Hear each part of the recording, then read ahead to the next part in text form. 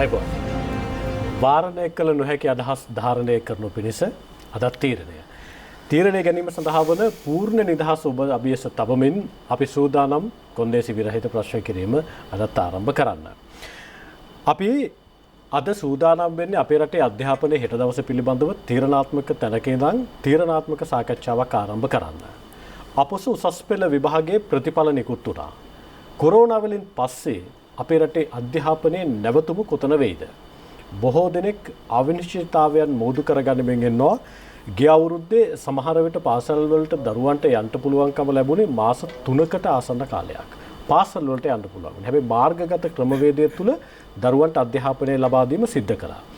මේ අවුරුද්දේ එහෙමවත් යන්න බැරි වෙයිද කියන තැනකට යම් තැන ඔබ ඉන්නවා වෙන්න පුළුවන්, සිතුවිල්ලක් ඇති වෙලා තියෙනවා වෙන්න පුළුවන්.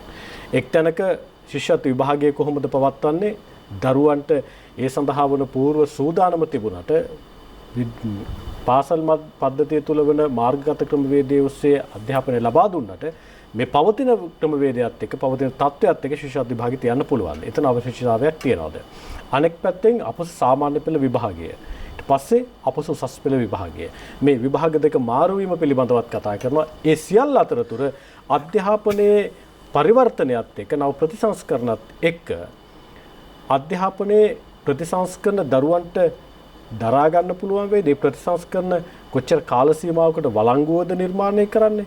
ඒක අපි කාලාන්තරයක් තිස්සේ සාකච්ඡා කරන තැනක ඉඳන් මේක නිර්මාණය කරන්න කියන කාරණය පිළිබඳවත් අපි අද සාකච්ඡා කරන්න සූදානම්.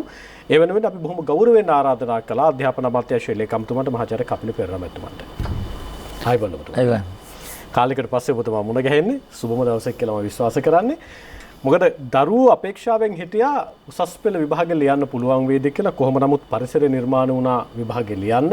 ඊට පස්සේ ඔබතුමාලා මාධ්‍ය හමුවේ සඳහන් කළා අප්‍රේල් මාසයේ වෙනකොට අපි දරුවන්ගේ ප්‍රතිඵල නිකුත් කරනවා කියලා. කොහොම නමුත් අප්‍රේල් මාසයේ ගෙවිලා දවස් 4ක් යන තැන ඔබතුමාලා ප්‍රතිඵල නිකුත් කරා. ඔබතුමාලා නිකුත් කරපු ප්‍රතිඵල අනුව අපි නවතිමු එක තැනක. ගිය අවුරුද්දේ ප්‍රතිඵල සහ මේ අවුරුද්දේ ප්‍රතිඵල කියන තැන අපි ටිකක් බර කිරලා බලමු.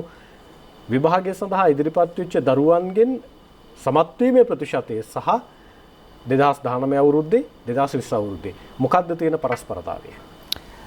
විශේෂයෙන් ගත්තොත් පොඩි මේ වසර ගත්තොත් මේ වසරේ 64%කට එහා ගිය ප්‍රතිශතයක් තියෙනවා.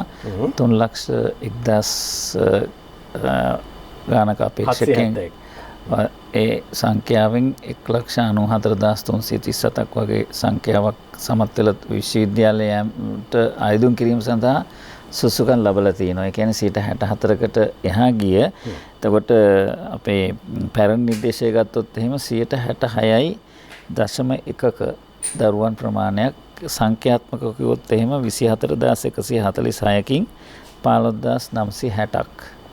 ඒක සංඛ්‍යාත්මකව අඩු වුණත් අනිත් පැත්තෙන් ගත්තොත් එහෙම 2,70,625ක අපේක්ෂක සංඛ්‍යාවකින් 1,78,337ක්. ඒ කියන්නේ 64.24ක ප්‍රතිශතයක් විශ්වවිද්‍යාලය සඳහා ප්‍රවේශය සඳහා ආයුධම් කිරීමට සුසුකම් ලැබලා තිනවා කියලා කියන්නේ ඉතා හොඳ මට්ටමක්. මේකේ විශේෂත්වය තියෙන්නේ මේ 64.24 තුල ජීව විද්‍යා විෂය ධාරාව, ඒ වගේම භෞතික විද්‍යා විෂය ධාරාව, වාණිජ්‍ය විෂය ධාරාව, කලා විෂය ධාරාව, ජෛව පද්ධති තාක්ෂණ විෂය ධාරාව, ඉංජිනේරු තාක්ෂණ විෂය ධාරාව කියන ඒ ධාරාවන් ඔස්සේ ගත්තොත් එහෙම ඒ සියලුම දේවල් වල විෂය ධාරාන වලින් ජීව විද්‍යාව විතරක් තියෙනවා 54.98ක්. අනිත් සියලුම විෂය ධාරාවන් 60%ට වැඩි. මෙතන 69.34ක් ඉන්නවා දරුවෝ. ඒ කියන්නේ 40,057ක් ඉන්නවා. 57,773කින් මේ විෂය ධාරා අතර විශ්වවිද්‍යාල ප්‍රවේශය සඳහා නව නිර්දේශයෙන්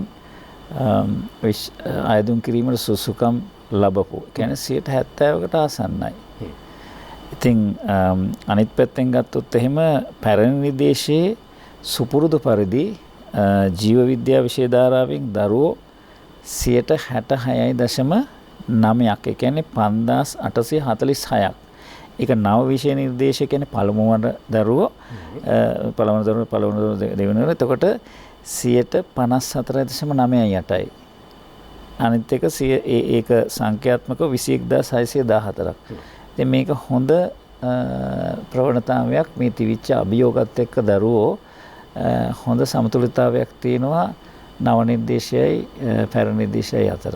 දැන් යම් කෙනෙකුට කියන්න පුළුවන් 2019 සමත් වීමේ ප්‍රතිශතය සහ විභාගයට ඉදිරිපත් වීමේ සංඛ්‍යාවත් එක්ක බලපුවාම ලේකම්තුමා මෙවර වැඩිවීමක් නැහැ විශ්වවිද්‍යාල ප්‍රවේශ සඳහා සුදුසුකම් ලබ පිරිසගේ කියලා කෙනෙක් කියන්න පුළුවන්. මොකද්ද ඔබතුමාට තියෙන උත්තරේ? එහෙම සංඛ්‍යාත්මකව බලන්න පුළුවන්. නමුත් මේ සංඛ්‍යාව කියලා කියන්නේ විශ්වවිද්‍යාල ප්‍රවේශය සඳහා අයදුම් කිරීමට සුසුකම් ලබනවා. දැන් මේ 1,94,337ක් මතක හැටියට ඒ තුල අපි ගන්නේ 41,500ක් විතරනේ. එතකොට මේ අයගේ මේ කියන්නේ සාධනීය මට්ටම බොහෝ දුරට ගොඩක් වැඩි ඇති. තාම අපි විශේෂණය කළා නැහැ.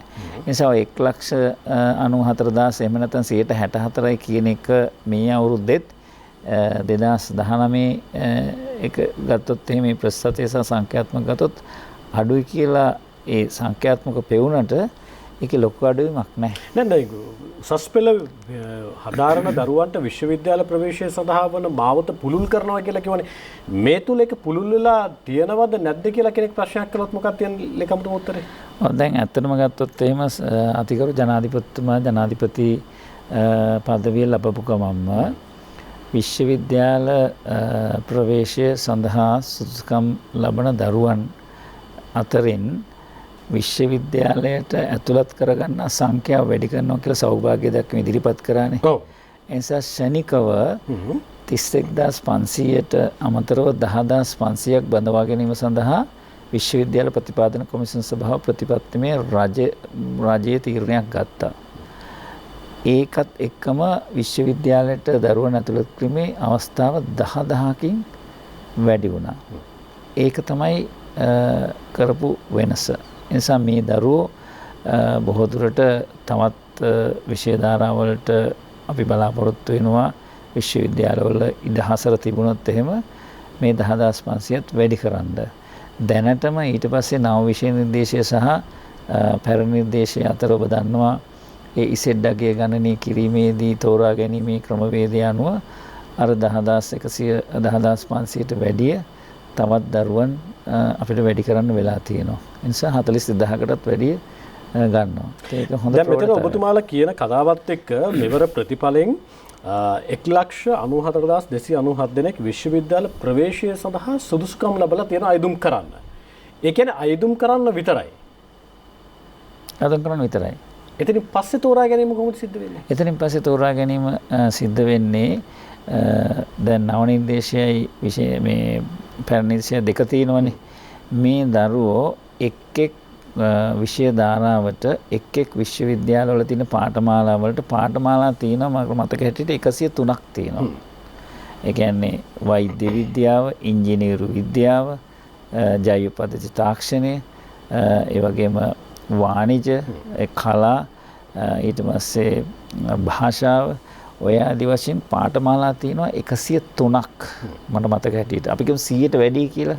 මේ සියලුම දේවල් වලට දරුවන්ට ඉල්ලුම් කරන්න පුළුවන්. ඒ දරුවෝ බොහෝ දුරට මේ 1,94,000ම ඉල්ලාවි. සමහර ඉල්ලන එකක් නැහැ. ඒ නිසා ක්‍රමවේදය වෙන්නේ අපි කියමු කොළඹ වෛද්‍ය පීඨයට ඉල්ලනවා මේ මෙතන සංඛ්‍යාව තියෙන්නේ නව නිර්දේශයෙන් 21,614යි පැරණි නිර්දේශයෙන් 5,846යි. එතකොට මෙතන 21යි 27,000ක් විතර තියෙනවනේ.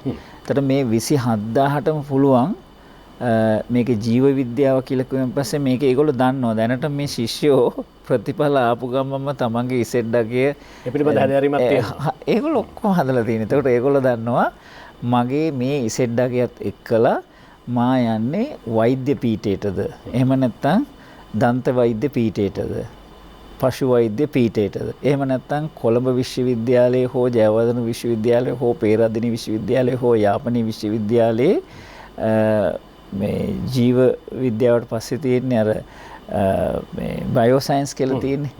ඒකටද කියලා ඒගොල්ලෝ දන්නවා ඇත්තටම. එහෙම නැත්නම් ඒගොල්ලන් තව තියෙනවා අපි කියමු මොරටු විශ්වවිද්‍යාලයේ තොරතුරු තාක්ෂණයට. එහෙම නැත්නම් කොළඹ විශ්වවිද්‍යාලයේ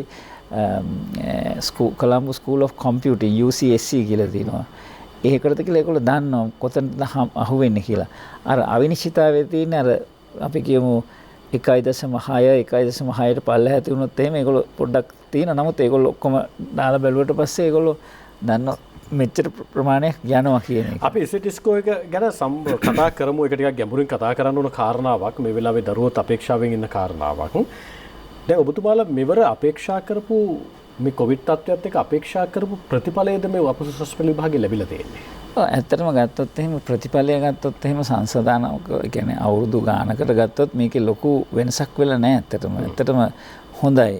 හොඳ සමතුලිතතාවයක්. කියන්නේ ඔබතුමාලා යම් තැනකින් අධ්‍යාපන අමාත්‍යාංශයේ නම්‍යශීලීත්වයක් තිබුණද එක් පැත්තකින් පාස්කු ප්‍රහාරය නිසා ගිය පාර විභාග ලියපු දරුවන්ට අසාධාරණයක් සිද්ධ වුණා.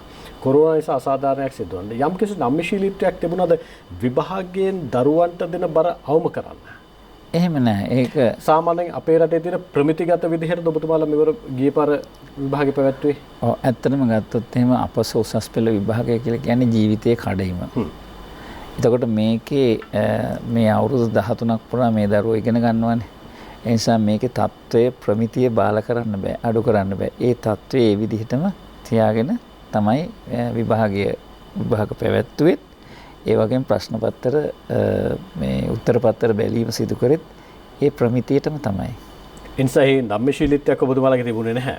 නම්‍යශීලීත්වය ස්ටෑන්ඩඩ් එක තියාගන්න ඕන නිසා ප්‍රමිතිය තියාගන්න ඕන නිසා ඒ මත පදනම් වෙලා තමයි ඔබතුමාලා මේ ප්‍රතිඵල නිකුත් කරලා තියෙන්නේ. මම පෞද්ගලික කියන නම්‍යශීලීත්වයක් තියන්න බෑ. මොකද මේ වගේ විභාගයක් ගත්තොත් අති තරංකාරී 3,62,000ක් විතර ඔකට වාඩි වෙනවා. ඒ නිසා එහෙම කරන්න බෑ ඇත්තටම. අනෙක් පැත්තෙන් දැන් ඔබතුමාලා මෙවර අපොස සාමාන්‍ය පෙළ උසස් පෙළ විභාගයට ඉදිරිපත් වුණු දරුවන්ගේ ප්‍රතිඵල නිකුත් කිරීමත් එක්ක දරුවන්ට නැගෙන අනෙක් ප්‍රශ්නය තමයි යම් හේකින් අපේක්ෂිත ප්‍රතිඵලයක් ලැබුණේ නැත්නම් අපි කොහොමද යලි ප්‍රතිඵල විශ්ලේෂණය සඳහා යොමු වෙන්නේ කියලා. ඔබතුමාලා මේ වෙනකොටත් ඒ සඳහා අයදුම් කරන්න අවස්ථාව දීලා තියෙනවා. තාම අපි දිනවකවානු තීරණය කරන්නේ මොකද පාසල් වහලානේ තියෙන්නේ. පාසල් අයදුම් කරන පාසලට යන්න වෙනවා. ඒ නිසා අපි ඒකට සුදුසුම ඉතා ඉක්මනින් දිනවකවානු තීරණය කරනවා. දැනට මේ ප්‍රතිඵල නැවත සමීක්ෂණය සඳහා දිනයක් දීලා නැහැ. මොකද පාසල් ටික දැන් වහලානේ තියෙන්නේ. ඒ නිසා අපි ක්‍රමවේදයක් හදනවා ඒකට. පාසල් අයදුම්කරුවන්ට තමන්ගේ ප්‍රතිඵල පාසල වලට යොමු කරලා ඔබතුමාලා සියලු අයදුම්කරුවන්ගේ ප්‍රතිඵල වෙබ් අඩවිවලට යොමු කරලා තියෙනවද? නැත්නම් පෞද්ගලික අයදුම්කරුවන්ට ඒවා යොමු කිරීම වෙනුවෙන් වෙන ක්‍රියාපිළිවෙලක් ඔබතුමාලා සියලු දෙනාට යොමු කරලා තියෙන්නේ. වෙබ් අඩවියට ගිහිල්ලා තමයි මේ අරන් තියෙන ප්‍රතිඵල. ඒ කිසි ගැටලුවක් නැහැ. එහෙම ගැටලුවක් තාම වාර්තා වුණේ නැහැ මට. දැන් ඊයේ හවසනේ අපි ප්‍රතිඵල නිකුත් කරේ. මේ වෙලාව වෙනකොට ප්‍රතිඵල කියන්නේ හැම දිනකටම ප්‍රතිඵල ලැබිලා තියෙන්නේ. ඒක ගැටලුවක් ඇති වෙලා තියෙන්නේ නැහැ. අනෙක් පැත්තෙන් ඔබතුමාලා දැන් සමහර වෙලාවට මෙවර උසස් පෙළ විභාගයට ඉදිරිපත් වුණු දරුවන්ට ඊළඟට තියෙන ගැටලුව තමයි එකක් ප්‍රතිඵල නැවත සමීක්ෂණය. අනෙක් පැත්තෙන් විශ්වවිද්‍යාල ප්‍රවේශය සඳහා වන ඉසෙඩ්ඩිස් කොහොමද නිර්මාණය වෙන්නේ කියන කාරණය සම්බන්ධයෙන්. ඔබතුමාලා මේ වෙනකොට කොහොමද ඒ සඳහා වන සූදානම් මොකක්ද අභ්‍යන්තර වෙන සාකච්ඡාව? ඔව් අත වශයෙන් විශ්වවිද්‍යාල ප්‍රතිපාදන කොමිෂන් සභාවේ තියෙනවා මේ ඇතුළත් වීමේ මණ්ඩලයක්. එහෙම නැත්නම් ඇඩ්මිෂන් කොමිටි කියලා තියෙනවා. ඒ කියන්නේ සියලුම විශ්වවිද්‍යාලවල උපකුලපතිවරුන් ගෙන් සමන්විත විශ්වවිද්‍යාල ප්‍රතිපාදන කොමිෂන් සභාවේ සභාපතිතුමාගේ සහ කොමිසමේ උපසභාපතිතුමාගේ සභාපතිත්වයෙන් සහ ඒකට කියනවා ඇඩ්මිෂන් කමිටුව කියලා. ඒ නිසා දැන් මේ නව නිර්දේශය මේ පැරණි නිර්දේශයයි අතර ගත්ත තීරණය තියෙනවනේ. ඒක මේ අවුරුද්දට වෙනස් කරන්න බෑ. ඒ කියන්නේ පසුගිය වසර 5 තුල නව නිර්දේශය සඳහා දැන් දිස්ත්‍රික් කුසලතාව ඒ කියන්නේ සමස්ත දිවයින් කුසලතාවයේ ප්‍රශ්නයක් නැහැ කියන්නේ මෙරිට් එක කියලා. ඒක ප්‍රශ්නයක් නැහැ. ඒක නව නිර්දේශයේ එක් අවුරුදු වල ගත්තු එක කියලා එහෙම ප්‍රශ්නයක් නැහැ. මේක මේ මෙරිට් එකෙන් ගන්න පුළුවන්. නව නිර්දේශයයි පැරණි නිර්දේශය අතර තමයි ප්‍රශ්නේ තියෙන්නේ.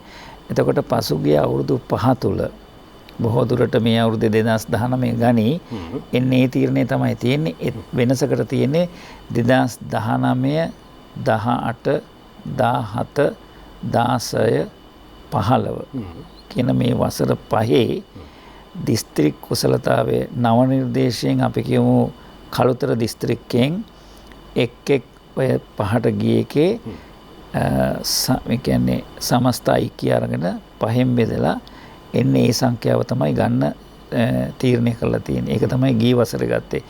ඒකෙන් බැහැර වෙන්න බැරි වෙයි. කියන්නේ සංශෝධනයක් සිදු වෙන්නේ නැහැ. සංශෝධනය සිද්ධ වුණොත් එහෙම ඒ සංශෝධනය කලින් කියන්න ඕනේ. ඔතේ සමහර වෙලාවට දැන් අර අමතරව ගන්න 10000 විශ්වවිද්‍යාලයට ඇතුළත් කරගන්න ඕන සංශෝධනයක් සිදු කරන්න ඕනේ නැද්ද ඕකේ? නෑ අමතරව ගන්න කියලා කියන්නේ මේ සියලුම දෙනා 31500 මේ ගිය අවුරුද්දේ 42000ක් කියලා කියමු. ඒ 42000ම තමයි දැන් ඉඩ තියෙන්නේ ගන්න. ඒ නිසා වෙනසක් කරන්න අවශ්‍යතාවයක් නෑ. සිඩස්කෝ එකේ සංශෝධනයක් සිද්ධ වෙන්නේ නැහැ. නෑ. අඩුවීමක් හෝ වැඩිවීමක් හෝ කරන්න සූදානමකුත් නැහැ. එහෙම අවශ්‍යතාවයක් නෑ. අර ක්‍රමවේදයේ තියලා තියෙන්නේ අපි කියමු අපි කියමු ඉංජිනේරු විද්‍යාව කියලා. ඒතර ඉංජිනේරු විද්‍යාවට 2019ට නව නිර්දේශයෙන් කළුතර දිස්ත්‍රික්කෙන් කීයද ගියේ? 18 කීයද? 17 කීයද? 16 කීයද? 15 කීයද? අපි කියමු 40 50 43 44 ඔය ටික එක්කව කරනවා. එක්කව කළා පහෙන් බෙදනවා. ඒ බෙදපු ගානට එන ඉලක්කමක් එනවනේ. ඒ ඉලක්කම තමයි නව නිර්දේශයෙන් කළුතර දිස්ත්‍රික්කයෙන් දිස්ත්‍රික් කුසලතාවය අනුව ළමයි ඇතුළත් කරගන්නේ. එතකොට මේ ඉල්ලුම් කරලා තියෙනවා නම් ඒ ඉල්ලුම් කරන සංඛ්‍යාවෙන් අපි කියමු 50 දෙනෙක්ට යන්න පුළුවන් කියලා ඒ 50 තමයි ඉසඩ්ඩගේ දාලා ගන්න. ඒ විදිහටම තමයි පැරණි නිර්දේශයට පැහැදිලිනේ. එසා සංශෝධනයක් සිද්ධ වෙයි කියලා විශ්වාස කරන්න බෑ. විශ්වාසික සංශෝධනයක් කරන්න අමාරුයිනේ ඒක. හරි. ලේකම්තුමා අනෙක් පැත්තෙන් එන කාරණාව දැන් ඔබතුමාලා මෙවර අපොස උසස් පෙළ විභාගයේ ප්‍රතිඵල නිකුත් කිරීමත් එක්ක විභාගයේ පවත්වපු කාල සීමාවල් තුළ යම් විභාගයේ දූෂණ වංචා සම්බන්ධයෙන් සාකච්ඡා වුණා. ප්‍රතිඵල අත්හිටුවීම් සිද්ධ වෙලා තියෙනවද මේ වෙනකොට? ප්‍රතිඵල අත්හිටුවීම් සිද්ධ වෙලා තියෙනවා. කී දෙනෙක්ද? මට මතකයට පැරණි නිර්දේශයේ නව නිර්දේශ මට හරියටම ගාන මතක නැහැ 100කට අඩු සංඛ්‍යාවක් එකක 70යි අනිත් එක 59යි වගේ තියෙන්නේ. ඔවුන්ට තියෙන ඊළඟ ස්ටෙප් එක මොකද්ද? निराකරණය කරගෙන හෝ අධ්‍යාපන ශාස්ත්‍රයට යලි ප්‍රවිෂ්ඨ වෙන්න ස්ථිරසාරවම යහිමි කරලා තියෙනවද? කාල සීමාවක් වෙනුවෙන් දඬුවම් දීලා තියෙනවද? එක් විදිහට තමයි දඬුවම් දෙන්නේ. කාල සීමාවල් තියෙනවා, අත්විඳින කාලයක් තියෙනවා. ඒක ඒ විභාගයේ කරපු අක්‍රමිකතාවයේ ඒක ඇත්තටම මේ අර ව්‍යවස්ථාව වගේ නිශ්චිතවම තියෙනවා. ඒ කියන්නේ අපි කියමු වංචනික ක්‍රියාවක් කිරීම ඒ කියන්නේ සක්සේ පැහැදිලිව වංචනික ක්‍රියාවක සඳහා චේතනාව ඔය විදිහට ඇති. එතකොට ඒ අනුව තමයි දඬුවම් ලැබෙන්නේ. අනෙක් කාරණාව දැන් විභාග ප්‍රතිඵල නිකුත් වෙලා තියෙනවා. සමහර වෙලාවට විදේශගතව අධ්‍යාපනය හදාරන්න සූදානම් වෙන දරුවන්ට සහතික නිකුත් කිරීමේ කාර්යය ඔබතුමාලා මේ වෙනකොට ආරම්භ කරලා තියෙනවද? කාල සීමාවක් තියෙනවද ආරම්භ කරන්න උන්ට ලබා දෙන්න සහතික? නිශ්චිත කාල සීමාවක් තියෙනවා. ඒක මේ දවස්වල අර COVID-19 වසංගතයත් එක්කලා මේ ඒක මම හිතන්නේ අපිට කරන්න වෙන්නෙම බාගත ක්‍රමයට ඔන්ලයින් ක්‍රමයට තමයි කරන්න වෙන්නේ. දැනට නම් මේ ඇවිල්ලා ගන්න බැරි වෙනවා. අයදුම් කරන්න පුළුවන් ද මේ වෙලාවේ උන්ට සහතික ලබා ගැනීම? තාම නෑ අපි අයදුම් කරන්න කියලා මේ දවස්වල මේ ප්‍රතිඵල විශ්ලේෂණය කරනවා. ඒ ටික තමයි කරන්නේ. අනෙක් පැත්තෙන් ඔබතුමාලා සමහර වෙලාවට දරුවෙකුට සමහර අවස්ථාවල ලකුණක දෙකක පරස්පරතාවයක් තියෙන්න පුළුවන් ඒකක B1. මට තියෙන්නේ ඕන ඒකක්මයි. මම ඒ තුනක් වෙනුවෙන් අපේක්ෂා තියාගෙන හිටියේ. මට ඇවිල්ලා තියෙන්නේ A2යි B1යි. සමහර වෙලාවට ඔබතුමාලා ඒක ලබා දෙන ලකුණු 85න් නම් මට 84ක් ඇති කියලා 83ක් ඇති කියලා කෙනෙක් හිතන්න පුළුවන්. ඔබතුමාලා මොකද්ද මේ වෙලාව දෙන්න තියෙන උත්තරේ? විශ්වාසම කෙනෙක් ඉන්නවා නම් අයදුම් කරන එකද හොඳ? නැත්නම් ඌට සමහර වෙලාවට ඒ අයිතිය තියෙනවනේ. මොකද්ද දෙන්න තියෙන උත්තරේ? අයදුම් කරන තමයි දැන් මම මේ වැඩසටහනට එනකොටත් දෙමෝපිය කතා කරලා කිව්වා මගේ දුව මේ පාර උසස් පෙළ කරා. එතකොට එයාට තියෙන්නේ A2යි C1යි කිව්වා. C1 තියෙන්නේ භෞතික විද්‍යාවට කිව්වා. එතකොට එයා අනිවාර්යයෙන්ම කියනවා යට මේ ඉසෙඩ්ඩගේ මට මතක හැටියට 1.6ක්ද කොහෙද තියුනේ එයා බලාපොරොත්තු වෙනවා ඉංජිනේරින් යන්න. හැබැයි එයාට දෙවෙනි පාර කරන්න බෑ කියලා කියනවා කියලා. මං කෝ අනිවාර්යයෙන්ම දෙවෙනි පාර කරන්න.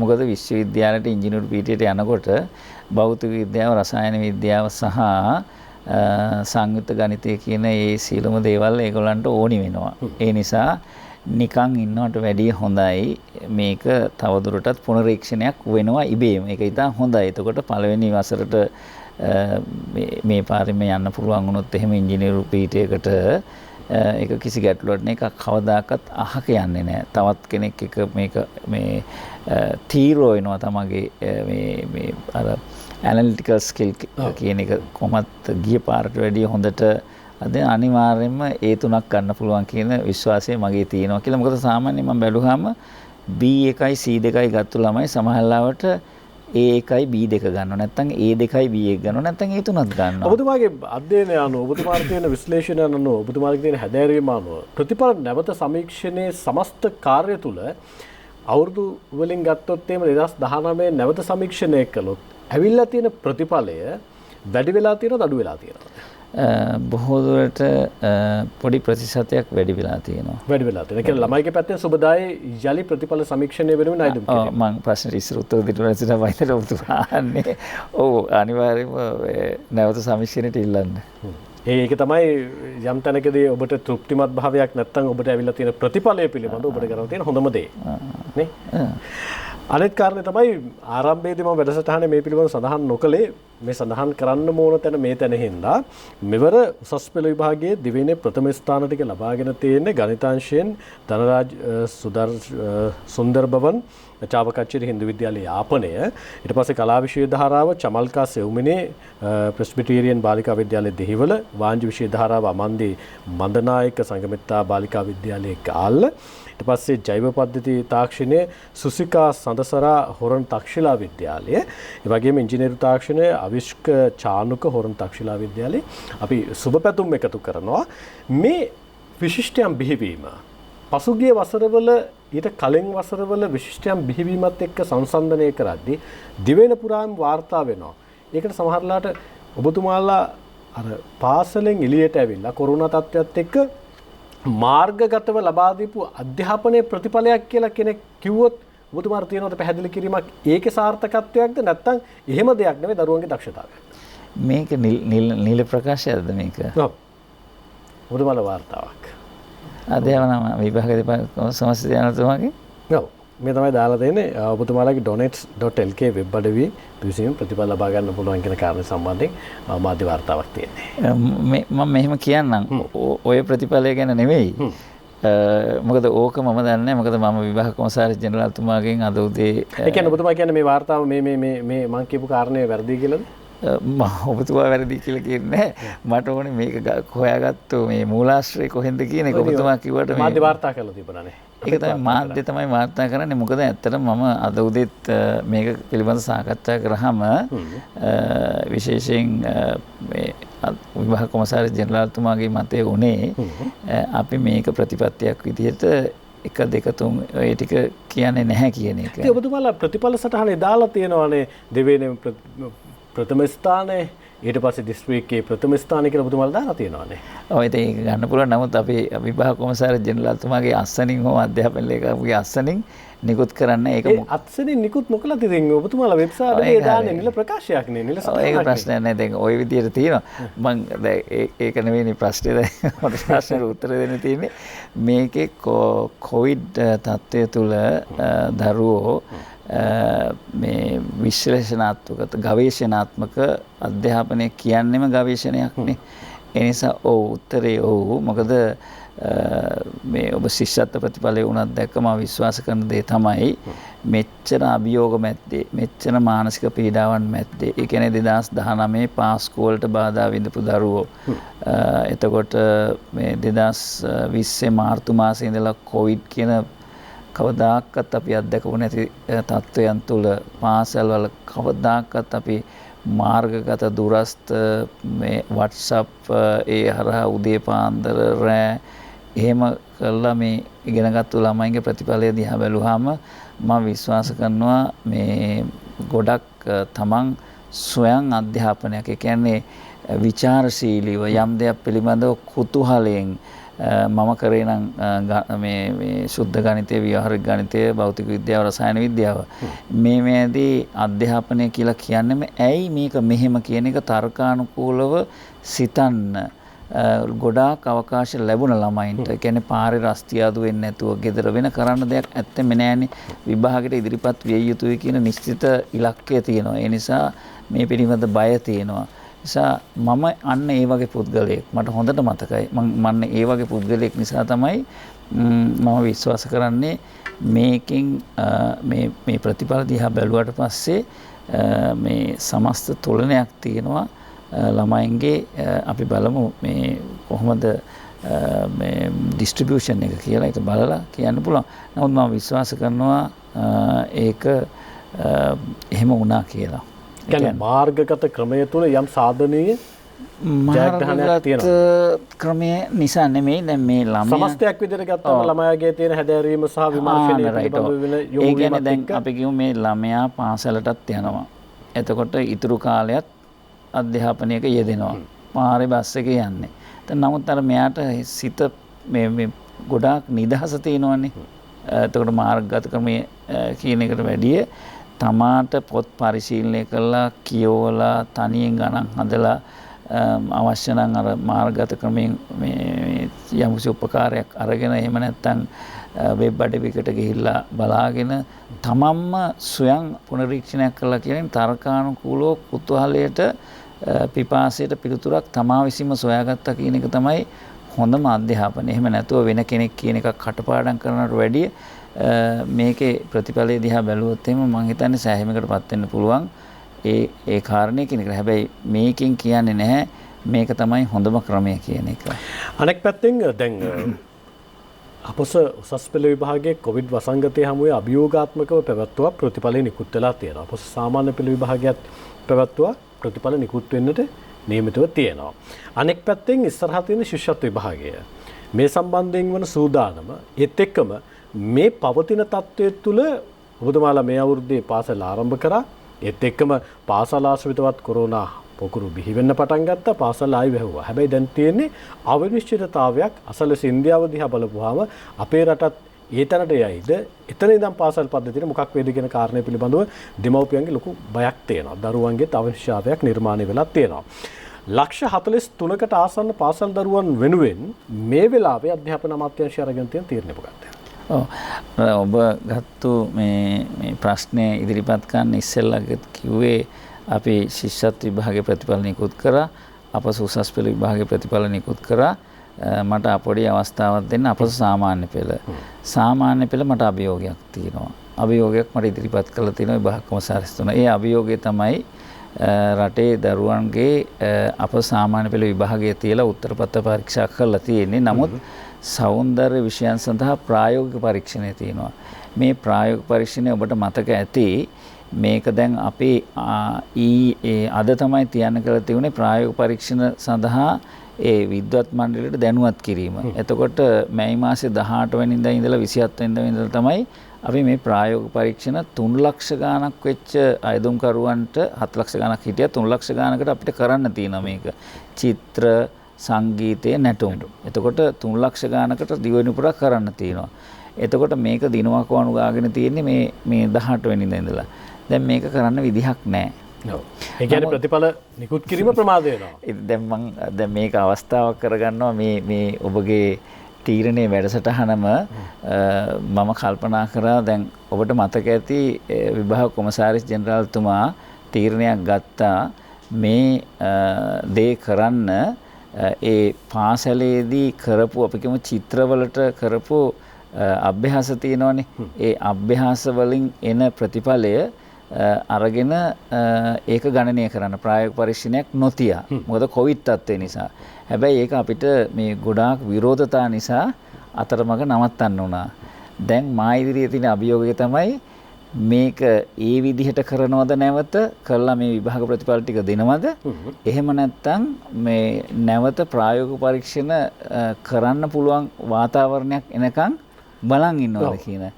ඉතින් මම මේකට ඇත්තටම ලොකු අභියෝගයක් නේ මට ප්‍රතිඵල ටික නිකුත් කළ යුතුයි. මොකද ළමයිගේ ප්‍රතිඵල නිකුත් වුනේ නැත්නම් එයාට අපසොස් පෙළට යන්න බෑ.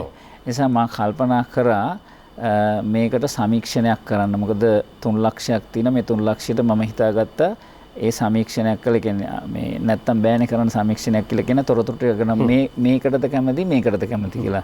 ඇත්තනම දරුවන්ගෙන් දෙමව්පියන්ගෙන් මේක කරගන්න වෙනවනේ මට. නැත්තම් ඒ කියන්නේ ඔබතුමා කියන්නේ ප්‍රායෝගික පරීක්ෂණයේ තියනතෝ ප්‍රතිඵල ටික දාන්නද?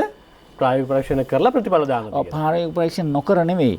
අපි පාසලේදී ඒ කියන්නේ මේ ඒ පාසල් පැවැත්වපු වෙලාවේදී අපි කියමු චිත්‍ර විෂය සඳහා යම්කිසි ඇගීමක් දරුවා ලැබලා තියෙනවා. ඒ ඇගීම මත පදනම් වෙලා ඔබතුමාලා අවසාන ප්‍රතිඵල නිකුත් කරන්න සූදානම්. පාසල් පාදක අගයීම් ලකුණක් තියෙනවානේ. ඒ ලකුණ 100ෙන් දීලා තියෙනවනේ ඒක 140 අරගෙන අර ප්‍රායෝගික පරීක්ෂණ වෙනුවට ඒක ආදේශ කරන්නනේ අපි හිටියේ. ඒක ටිකක් දුරට කරගෙනත් ගියානේ. ඊට පස්සේ අතරමඟ නවත්තන්න උනානේ විරෝධතා සමාජ විරෝධතා. සමහර වෙලාවට ඒක අසාධාරණයක් වෙන්න පුළුවන්. ඒකේම අවසාන ප්‍රතිඵලය වෙනුවෙන් මේ එකතු වෙනවයි කියලා ගණනය නොකර සමහර වෙලාවට ඔය ඇගීම් සිද්ධ කරලා තියෙන්න පුළුවන්. පැහැදිලිව. ඒක ගැටලුවක් නෑ. ඒ නිසාම තමයි අපි මේ පිළිගත්තු නිසා තමයි අපි මේ කතා කරන භාෂාවෙන් අකුල ගත්තේ. දැන් අකුලගෙන. ඉතින් දැන් මේක තියෙනවා. නමුත් ඒක නිසා නෙවෙයි. ඇත්තට ප්‍රායෝගික තත්ත්වය ඔබත් මාත් දන්නවද මේක කරන්න බෑනේ 3 ලක්ෂ ගන්න ප්‍රායෝගික පරීක්ෂණ තියන විදිහක් නැහැ. අපි නැත්තම් කරලා තේ. එතකොට මේ මැයි මාසේ අන්තිම වෙනකොට ප්‍රතිඵල දෙන්නත් තිබුණා ඇත්තට. අපි කියමු ජූනි මාසේ අනිවාර්යයෙන්ම දෙන්න තිබුණා. ඉතින් දැන් මම කල්පනා කරේ අපි තීරණය ගන්න ඕනේ සමාජයේ මොකක්ද අදහස කියලා අරගෙන ළමයි දරුවෝ වෙනුවෙන් අපි කරන්නේ. මේ තීරණේ පැහැදිලිවම ප්‍රශ්න දෙක ඔබතුමා යොමු කරන්නේ මේ තියෙන තත්ත්වයේ මත ප්‍රතිඵල නිකුත් කරන්නද ප්‍රායෝගික පරීක්ෂණ පස්සේ කරන්නද? එහෙමද? මේ තියෙන තත්ත්වය තුළ පාසල් පාදක අගයීම් සෞන්දර්ය විෂයන් සඳහා ඒකට කියන ඉංග්‍රීසියෙන් කියනවා ස්කූල් බේස් ඇසෙස්මන්ට්. ඒ ප්‍රතිඵලය පදනම් කරගෙන 40%ක් වෙච්ච ප්‍රායෝගික පරීක්ෂණයට දෙන ගාන එකතු කරලා ඒ ප්‍රතිඵලය නිකුත් කරන්න කැමතිද? එහෙම නැත්නම් මේ කොරෝනා තත්ත්වය පසක් වනතුරු අපේ සෞඛ්‍ය අධ්‍යක්ෂක ජෙනරාල්තුමාගේ ප්‍රායෝගික පරීක්ෂණ කරන්න හැකියාවක් ලැබෙනතුරු මේ කාරණය මේ බලාගෙන ඉන්නවද කියලා. ඔබතුමාලගේ ගණනය අනුව ඔබතුමාලගේ උපකල්පනය අනුව ප්‍රායෝගික පරීක්ෂණ තියෙනවා නම් දරුවන්ගේ කොච්චර දවස් ප්‍රමාණයක් අවශ්‍යද වෙන් කරගන්න ඕනද? ඔව් අපි දිනවක් වහන ඔක්කොම මේ විවාහ කොමසාරිස්ත්‍ර ජෙනරාල්තුමා ඒක දාලා තියෙන 3 ලක්ෂ ගණනක් තියෙනවා. අඩුම ගානේ සති 4ක්වත් ඕනේ. සමස්ත ක්‍රියාවලිය සිද්ධ කරන්න. මොකද නැටුම් තියෙනවා, සංගීතය තියෙනවා, චිත්‍ර තියෙනවා. තුනම තියෙනවානේ. දැන් මට මතකයි ගරු ඇමතුමත් එක්ක අපස සාමාන්‍ය පෙළ අපි ජනවාරි 11 කොළඹ දිස්ත්‍රික්කයේ පටන් ගත්තට පස්සේ මම නාලන්ද විද්‍යාලයට ගියාට පස්සේ ගරු ඇමතුමා වෙනත් ඒවා කරනකොට මම මේ ගියා මේ ඒකේ ඒ ළමයින්ගේ මේ සංගීතයේ ප්‍රායෝගික පරීක්ෂණ කරන දිහා බලාගෙන හිටියා මම. එතකොට එක ළමයෙක්ට සෑහෙන වෙලාවක් යනවා. ඒ මණ්ඩලයේ ඉන්නවා අර සංගීත භාණ්ඩ තියෙනවා. මම දැක්කා ඒ පියානෝ එක ඒගොල්ලෝ කියන පරීක්ෂණ ඉදිරිපත් වෙනවා. ඒක එහෙම තනියෙන් ඊට පස්සේ නාට්‍ය හරංග කලාව මේ නාට්‍ය තියෙනවනේ. එතකොට ඒක මට මතකයි මගේ දුවත් එක්ක මම ගියා විශාඛ. එතකොට මේ ළමයා විතරක් නෙවෙයි ඉන්නේ. මේ පාසල් වයසේ යන ගෑනු ළමයි එක්ක අම්මලා තාත්තලාත් එනවනේ. ඒ නිසා මට ගෙනියන්න බෑනේ අපිට දැන් මේ වෙලාවේ. ඒ නිසා මේකට මේ ගොඩක් කාලයක් යනවා මේ. ඔව් දැන් එක පැත්තකින් ඔබතුමා කියන කාර්යය කාලයක් යනවා. අනෙක් පැත්තෙන් සමහරවල්ලාට නාට්‍ය හා රංග කලාව සම්බන්ධයෙන් වෙන පාසල් පාදක ඇගීම් සිද්ධ නොවිලා තියෙන්නත් පුළුවන්. මොකද්ද ඔබතුමාලා පාදක කරගන්නේ අවසන් ප්‍රතිඵල නිකුත් කරන්නේ? නෑ සිද්ධ වෙලා තියෙන්නේ සෑහෙන දුරට. ඒක අපිට ඒක අනිවාර්යයෙන්ම ගුරුවරුන්ගෙන් තොරතුරු අරගෙන තමයි විභාග කොමසාරි ජෙනරාල්තුමා කලින් තීරණයක් අරගෙන චුට්ටක් දුර කරගෙන ගියේ. එහෙම නිකන් කරන්නේ නැහැ අතන. දැන් හදිසියවත් හරි. දැන් හදිසියවත් යම් හේකින් තීරණයක් ගත්තොත් ඔබතුමාලා නැහැ පාසල් පාදක කරගත්ත ඇගීම් මත පදනම් වෙලා අවසන් ප්‍රතිඵල නිකුත් කරනවා කියලා. පාසල් පාදක ඇගීම් නිසි පරිදි සිද්ධ වෙලා නැත්නම් දරුවෙකුට අසාධාරණයක් සිද්ධ වුණොත් මොකද්ද ඔබතුමාලා සිද්ධ කරන්න සූදානම් වෙන දරුවගේ පැත්තෙන් වෙන සාධාරණ? ඔව් දැන් මේකට අපිට තර්ක ඔය වගේ තර්කනේ දාන්නේ ඇත්තටම විනිවිදභාවයෙන් ඇත්තටම දැන් කරලා තියෙන ඒවා තියෙනවනේ. පාසල් පාදක කියන ලකුණු ඒ විෂයට ඒ ශ්‍රේණියේ වාර අවසානයේ අවුරුද්ද අවසානයේ ඒ ටික කරලා ලකුණු දීලා තියෙන්නේ ඇත්තටම. ලකුණු නිකුත් කරලා තියෙන්නේ ඇත්තටම. ඒ නිකුත් කළ නැත්තේ නෑ. එතකොට අපි ළඟ සංඛ්‍යාත්මක තියෙනවනේ මේ ලක්ෂ 3 ළමයින්ට මේ යම්සි ලකුණක් දීලා තියෙනවා. ඒකේ අර අගයින් පාසල් පාදක අගයින් ස්කූල් බේස් ඇසෙස්මන්ට් එකේ කොටස විතරයිනේ ගන්න තියෙන්නේ. ඉතුරු ටික නෙවෙයි ගන්න. පොතේ උතරේ තව තර්කයක් ගොඩනගෙන්න පුළුවන් නේ ලේකම්තුමා. සමහර වෙලාවට දරුවෝ අපස සාමාන්‍ය පෙළ විභාගයේ අවසානයේ ඉලක්කය තියාගන්නේ පාසලේ සිද්ධ කරන ඇගීම වෙනුවෙන් නෙවෙයි ජාතික මට්ටමේ සිද්ධ කරන ඇගීමට. එතකොට සමහරලාට පාසලේ සිද්ධ කරන ඇගීම නොසලකා හරින්න පුළුවන් දරුවන්. මම සම්පූර්ණ බර ජාතික මට්ටමේ සිද්ධ කරන ඇගීමට යොමු කරනවායි කියලා. සමහරලාට එතනත් පොඩි ගැටලුවක් වෙන්න පුළුවන් නේද? පැහැදිලිවම තියෙන්න පුළුවන්. ගැටලුවක් තියෙන්න පුළුවන්. ඒක මම බැහැර කරන්නේ නැහැ ඒක. නමුත් අපි මේ දිහා බලා හිටියොත් එහෙම සමස්ත 3 ලක්ෂයකට මේ විදි ඒ මොනොත් ඉතින් අපිට කල් දාන්න තමයි වෙන්නේ. මම දැන් ඔබතුමාලගේ අවසන් තීරණ දැන් හරි තරාදීකට දාපුවම වැඩි බර තියෙන්නේ මොකද මේ වෙලාවේ ඔබතුමාලගේ අභ්‍යන්තර සාකච්ඡාවට? මේ වෙලාවේ මගේ පෞද්ගලික සහ අපේ අධ්‍යාපන අමාත්‍යාංශයේ වැඩි බර තියෙන්නේ පාසල් පාදක අගීම අරගෙන මේ කටයුත්ත කරන්න කියන එක. කල් දාන්න නෙමෙයි. එහෙම තමයි මගේ යෝජනාව. එහෙම කළොත් ඔබතුමාලා කොයි කාල සීමාව වෙනකොට ප්‍රතිඵල නිකුත් කරන්න සූදානම්ද? අපිට කොහොමද ජූනි මාසෙ වෙනකොට කරන්න පුළුවන්. විරෝධතාවක් ගොඩනැගුණොත්? විරෝධතාව ගොඩනගින්න ඉස්සෙල්ලා අපි බලන්න ඕනේ. ඉස්සෙල්ලා මං කිව්වේ සමීක්ෂණයේ අදහස් අරගන්න ඕනේ. මේ වෙනකොට ඒ සඳහා ඔබතුමාලා ඉඩකඩ වෙන් කරලා තියෙනවා. මේක ඊයේ තමයි මට මේ යෝජනාව පෙරේද තමයි මට මේ යෝජනාව ආවේ. එතකොට මම ගරු ඇමතුමත් එක්ක අද උදේ සාකච්ඡා කරා. එතකොට ගරු ඇමතුමා කිව්වේ ලේකම්තුමා ඔබතුමා මේකට සුදුසු දෙයක් කරන්න විරෝධතා අවම කරලා දරුවන්ට අසාධාරණයක් වෙන එක අවම කරලා කරන්න ක්‍රමවේදයක් හොයන්න කියලා තමයි කිව්වේ. ඒ නිසා මම කල්පනා කරේ මේ සම්බන්ධයෙන් මේ විභාග ඒ කියන්නේ මේ විෂයන් සඳහා ඉදිරිපත් වෙච්ච දරුවෝ සංඛ්‍යාව පාසල් වලට අපි කතා කරලා ඒගොල්ලන්ගෙන් අදහස් අරගෙන ඒගොල්ලන්ගෙන් නිශ්චිත යෝජනා ටිකක් අරගෙන තමයි කරන්න වෙන්නේ. බහුතරයකට ඔබ දැන් ප්‍රකාශ කරපු අසාධාරණකම් ඒ කියන්නේ අසාධාරණයක් වෙනවා නම් අපිට කරන්න බෑනේ ඒක. එනිසා මේ දවස් ටිකට ඒ ටික කාලේ ගන්න තමයි මම කල්පනා කරේ. පහුගිය දිනක අධ්‍යාපන අමාත්‍යතුමා සඳහන් කළා තිබුණා මාර්ගගත ක්‍රමවේදයේ ඔස්සේ නිශ්චිත රාමුවක් මත පදනම් වෙලා අධ්‍යාපන ක්‍රම ඉස්සරහට අරගෙන ලෑස්ති කියලා. එක් තැනකදී අධ්‍යාපන ප්‍රතිසංස්කරණ පිළිබඳව සාකච්ඡා වෙනවා. මේ පවතින අධ්‍යාපන ක්‍රමවේදය වෙනස් කරන්න ඕන. දරුවන්ට සමහරලාට දරා ගන්න බැරි ක්‍රමවේදයක් තමයි අපි දරුවන්ගේ කර මත පටවලා තියෙන්නේ. ඒක නෙවෙයි සිද්ධ කරන්න ඕන කියන කාරණේ සම්බන්ධයෙන් පහුගිය කාල සීමාව තුළ දැන් ගිය වසරේ ජීඑල් පිරිස් ඇමතුමා සඳහන් කරා ඒ සම්බන්ධයෙන් විමර්ශනය කිරීම වෙනුවෙන්ම කණ්ඩායමක් පත් කරලා තියෙනවා කියලා. මේ අවුරුද්දේ මුලදී ඔබතුමාලා මේ ප්‍රතිසංස්කරණ ආරම්භ කරන්න සූදානම් වෙලා තියෙනවා කියලා මේ කොරෝනා තත්ත්වය තුළ එහි තියෙන ප්‍රගතියත් අපි කතා කරමු. අනෙක් කාරණය තමයි මගේ දරුවෝ දෙන්නත් ඉස්කෝලේ යන සමහරලාට දරුවන්ට WhatsApp මාර්ගයේ මාර්ගගත ක්‍රමවේදය ඔස්සේ දරුවන්ට එවන සිලබස් එක සමහරලාට දරුවට දරා ගන්න බෑ. මේක හරි ප්‍රශ්නයක්. ඔබතුමාලා කොහොමද ඒ සම්බන්ධයෙන් ඉදිරියේදී ක්‍රියාත්මක කරන්න සූදානම් වෙන්නේ? මේ පවතින තත්ත්වය තුළ තාමත් මාර්ගගත ක්‍රමයට ඔබතුමාලා විශ්වාසය තියාගෙන ඉන්නවා නම් අධ්‍යාපන ක්‍රමයේ තුල ඔබතුමාලා හඳුනාගෙන තියෙන ගැටලු මොනවද? දරුවන්ගේ පැත්තෙන් සිද්ධ වෙන අසාධාරණ මොනවද? ඒවට දෙන පිළියම් මොනවද කියලා අපි කතා කරමු මේ විරාමෙන් පස්සේ.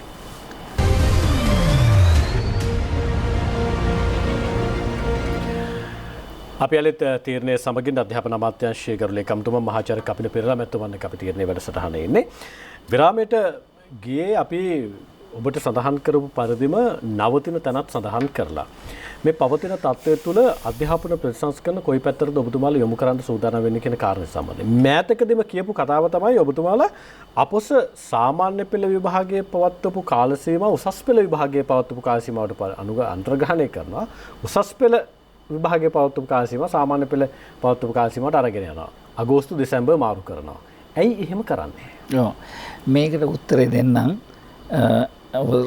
සියලු දෙනාට කියන්න ඕනේ මේක 2021 වසරේ දැනට තීරණය කරලා තියෙන පරිදිම තමයි අපොස සාමාන්‍ය පෙළ අපොස උසස් පෙළ තියෙන්නේ. මේ අවුරුද්දේ එහෙමමයි මේ අවුරුද්දේ අපොස උසස් පෙළ ඔක්තෝබර් මාසේ 4 වෙනිදා පටන් ගන්නවා. 2022 ජනවාරි අන්තිම වෙනකොට තමයි අපොස සාමාන්‍ය පෙළ කරන්නේ. ඒක කිසි වෙනසක් නැහැ. 2022ත් එසේමයි. අර ප්‍රතිසංස්කරණයේ ඉතා හොඳ ලොකුම ප්‍රතිසංස්කරණයක් තමයි සෞභාග්‍ය දැක්මේ අපි ඉදිරිපත් කරලා තියෙන්නේ. ඒ කියන්නේ දරුවා පාසලේ ඉන්න කාලය අඩු කිරීම. දැන් තියෙන ක්‍රමයේ යටතේ අපස සාමාන්‍ය පෙළ කරන දරුවා දෙසැම්බර් මාසේ කරාම ප්‍රතිඵල එනවා මාර්තු මාසේ. එතකොට එයාට අප්‍රේල් මාසේ උසස් පෙළට යන්න විදිහක් නැහැ. ඒ වෙනකොට හැම පාසලේම 1 AB 1 C තියෙන උසස් පෙළ තියෙන පන්තිවල ඉන්නවා 11 පන්තියක් තියෙනවා 12 පන්තියක් තියෙනවා 13 පන්තියක් තියෙනවා 12 පන්තියක් තියෙනවා 13. ඒ කියන්නේ උසස් පෙළ කණ්ඩායම් දෙකක් ඉන්නවා. එතකොට ඒකට තව කණ්ඩායමක් දාන්න බෑ. එතකොට අපස උසස් පෙළ අගෝස්තු මාසයේ ඉවර වුණාට පස්සේ තමයි විධිමත් පරිදි උසස් පෙළ පටන් ගන්න. මැයි කියලා කිව්වට ජූනි කියලා කිව්වට ඒ පාසල් වලට ළමයි යාමට ලොකු අවධානයක් එතන ඉන්නේ. මොකද අර 13 වෙනි ශ්‍රේණියේ අගෝස්තු මාසයේ ඉන්න ළමයා තමයි බර තියෙන්නේ. එතකොට මොකද කරන්න ගත උපක්‍රමය තමයි අපොස සාමාන්‍ය පෙළ තියෙනවා අගෝස්තු මාසයේ. ඔව්. ප්‍රතිඵල එනවා නොවැම්බර් මාසයේ. අපි හිතමු දෙසැම්බර් මාසයේ ආව කියලා. එතකොට උසස් පෙළ තියෙනවා දෙසැම්බර් මාසේ. ඒ ළමයා පාසලෙන් යනවා. මෙයාගේ ප්‍රතිඵල එනවා අපි කියමු දෙසැම්බර් ආව කියලා ජනවාරි මාසෙන් මෙයා පටන් ගන්නවා. ප්‍රතිඵල ආපු සැනින්ම දරුවා පටන් ගන්නවා. එතකොට අප්‍රේල්, මැයි, ජූනි, ජූලි, අගෝස්තු මාස 5කට කලින් ළමයා පටන් ගන්නවා අපස උසස් පෙළ. උසස් පෙළ. ඒක නිසා තමයි දෙසැම්බර් මාසයේ තියෙන සාමාන්‍ය පෙළ අගෝස්තු මාසයට ගෙනියනවා. ඒක ඔබතුමාලා දැනට සාකච්ඡා කරලා 2022 ඉඳන් මේ කාර්ය සිදු කරන්නද? කොයි කාල සීමාවද? 2023 ඉඳලා කරමු කියලා යෝජනා කරලා තියෙන්නේ. ඕනෑම කෙනෙක්ට කලින් කියන්න ඕනේ. ඔව්. මේක ආරම්භය මෙතන තමයි ඉලක්කය හෝ අවසානය. ඔව් දැන් ඔබතුමාලා 2023 මේක ඔබතුමාලා ආරම්භ කරන්න සූදානම් වෙනවා නම් ওই තියෙන රාමු වෙනස් කරනකොට මාස 6ක ඔබතුමාලා සඳහන් කරපු මාස 6ක අසාධාරණයක් ඒ පැත්තෙන් හරි මේ පැත්තෙන් හරි සිද්ධ වෙනවනේ. නෑ. සිද්ධ වෙනවා දැන් පාසලේ ඉන්න මාස 6ක් පාසලේ ඉන්න දරුවගේ අධ්‍යාපනයේ ජම්තරමක හරි ලැබුවා නම් ඒක අහිමි වෙලා යනවානේ. නෑනේ දැන් අපි මේක විභාගය තියන්න බලාපොරොත්තු වෙන්නේ 2023 අගෝස්තු මාසයේ තමයි සාමාන්‍ය පෙළ. ඔව්. එතකොට මෙයා සාමාන්‍ය පෙළට එන්නේ 10 පන්තියට 11 පන්තියට එනකොට එයා සූදානම් වෙනවා 9 පන්තියෙන්. එයා දන්නවා මගේ මේ පොඩි කාල පරිච්ඡේදයක් අඩු වෙනවා. නමුත් අපි ඒකට සූදානම් වෙනවා 10 පන්ති අධ්‍යාපන ප්‍රතිසංස්කරණත් එක්කලා 10 පන්තියයි 11 පන්තියයි. ඔබතුමාලා ඒක 10 පන්ති නම සිද්ධ කරන්න ලෑස්ති. ඒ වසරට අදාළද? ඕ නැතු මොකද දැනට තියෙන්නේ පුරා වසර දෙකක්. 10 පුරා වසරක් 11 පුරා වසරක්. ඒ නිසා අපි දන්නවා ආරම්භයේ 10 වසර වෙනකොට පුරා වසරයි මාස 10ක් වෙනතුරු අපි අර අවුරුදු දෙකේක නව අධ්‍යාපන ප්‍රතිසංස්කරණ විෂයමාලා සංවර්ධනය මේක කරගන්නවා. මොකද 2022 අපි නියම ව්‍යාපෘතියක් විදිහට කරනවා 1 2 6 8 සහ 10. ඒතර 2022 වෙනකොට 23 වෙනකොට සම්පූර්ණයෙන්ම ළමයි අප සාමාන්‍ය පෙළ ලියනවා. එතකොට මේ කාලවකවාන තුල 10ට පාස් වෙන ළමයා 10 පුරා වසරක් ඉන්නවා 11 අගෝස්තු මාසේ ලියනවා 2023. ඒ නිසා ඒ ළමයාට අසාධාරණ වෙන්නේ දෙසැම්බර් එක අගෝස්තුවර ගෙන. නමුත් අපස උසස් පෙළ එක්කනට ප්‍රශ්නයක් වෙන්නේ නැහැ නේ. තව මාස 3ක් යනවානේ. නමුත් අද තියෙන විදිහට ගත්තොත් එහෙම ගිය අවුරුද්දේ අපි අපස උසස් පෙළ ඉවර කරේ නොවැම්බර් 6. දැන් මේ අවුරුද්දෙත් බොහෝ දුරට අපි දින 22ක් තිබ්බොත් එහෙම අපිට ඔක්තෝබර් මැද වගේ තමයි ඔක්තෝබර් අග වගේ තමයි අපස උසස් පෙළ ඉවර කරන්න වෙන්නේ. සමහර විට ඕක ඉබේටම දෙසැම්බර් වලට යයි කියලා මට හිතෙනවා. ශිෂ්‍යත්ව විභාගයේ වෙනසක් සිද්ධ කරනවද? එහෙම නැත්නම් දැන් ඔබතුමාලා සූදානම් වෙලා ඉන්න මාසෙම තියන්න සූදානම් වෙලා ඉන්නේ දැනට ඔක්තෝබර් මාසේ 3 වෙනි ඉරිදා තියන්න. මට මතකයට ඔක්තෝබර් මාසේ 3 වෙනි ඉරිදාද කොහෙද? නමුත් අගෝස්තු මාසේ තමයි ඒක සාමාන්‍ය පරිදි තියන්න තිබ්බේ. දැන් ඔබතුමාලා ඔක්තෝබර් 3 වෙනිදා තියෙනවා ශිෂ්‍යත්ව විභාගය. ඒක ස්ථිරයි. දැනට දිනමක් වානුව අපි තීරණය කළා තියෙනවා. මොකද ළමයි විභාග කොමසාරි ජෙනරාල්තුමාගේ පැත්තෙන් විභාග දෙපාර්තමේන්තුවේ පැත්තෙන් සාධාරණ වෙන්න ඕනේ. දරුවෝ මේ පැත්තෙන් සාධාරණ ඒ නිසා තමයි අපි දින නියම කරේ ඔක්තෝබර් 3, ඔක්තෝබර් 4 සහ ජනවාරි අන්තිම ශිෂ්‍යත්වයේ උසස් පෙළ සාමාන්‍ය පෙළ. දැන් ඔබතුමාලා ශිෂ්‍යත්ව විභාගෙත් තියෙන අදාළ විභාග කාර්යයක් සිද්ධ කරන්න සූදානම්. පාසල් පාදක ඇගීම් සිද්ධ කරනවද ලේකම්තුමා මේ වෙලාවේ ඔබතුමාලට යම් විදිහකට දරුවගේ තියෙන අධ්‍යාපන මට්ටම ප්‍රායෝගික භාවිතාව පිළිබඳ සිද්ධ කරන්න පාසල් පාදක ඇගීම් සිද්ධ කරනවද මාර්ගගත ක්‍රමයට? මාර්ගගත ක්‍රමයට දැන් අපි නිර්මාණශීලී වෙන්න ඕනේ. බොහෝ දුරට ඔබ මේ සමාජය කල්පනා කරනවා ඇති හා මාර්ගගත අපි මේ දරුවට උගන්වනවා. උගන්වන ක්‍රියාවලිය විතරක් නෙමෙයි. ඒ කියන්නේ ඒ පාඩම මේ විකාශනය කරලා පාඩම කියලා දෙන එක විතරක් නෙමෙයිනේ. හැම පාඩමක් මුලම තියෙනවා මේ පාඩම අවසානයේ මොන වගේ සාධන මට්ටමකටද ළමයා එන්න ඕනේ කියන එකට. ඒකට ඉංග්‍රීසියෙන් කියනවා learning outcomes කියලා. එතකොට හැම පාඩමකම මේක තියෙනවා. එතකොට මේ දරුවා අභ්‍යාස මගින් ඉදිරිපත් වෙන්න ඒ සාධනීය මට්ටම ළඟා කර ගන්න ඕනේ. එන්නේ ඒක තමයි පූර්ණ අධ්‍යාපන මේ විකාශනයේ ක්‍රියාවලිය. එහෙම නැතුව මම ඇවිල්ලා බෝඩ් එකේ ටික ලියලා ළමයි ටික කොපි කරගත්තා ගියා එහෙම නෙවෙයි. ගණන් හදනවා නම් හැම පාඩමකම නෛතික දේ කියලා දීලා ඊට පස්සේ ඒක භාවිතයට ගන්න විවිධ උදාහරණ තියෙන්න ඕනේ. සිංහල ව්‍යාකරණත් එහෙමයි. ඉංග්‍රීසි මේ කියවා අවබෝධ කර ගැනීමත් එහෙමයි. ඒ නිසා හැම පාඩමක මුල තියෙනවා මේ පාඩම ඇයි කරන්නේ? ඒ කරාට පස්සේ ඔබගේ දැනුමේ මොන දෙයක්ද වර්ධනය වෙන්නේ? ඒ වර්ධනය වෙච්ච ප්‍රමාණය සාධනීය මට්ටම කොහොමද අපි මේ ඉංග්‍රීසියෙන් කියන ටෙස්ට් කරලා බලන්නේ? මෙනුමක් කරන්නේ. ඉතින් ඒ විදිහට තමයි පාඩම් හදලා තියෙන්නේ.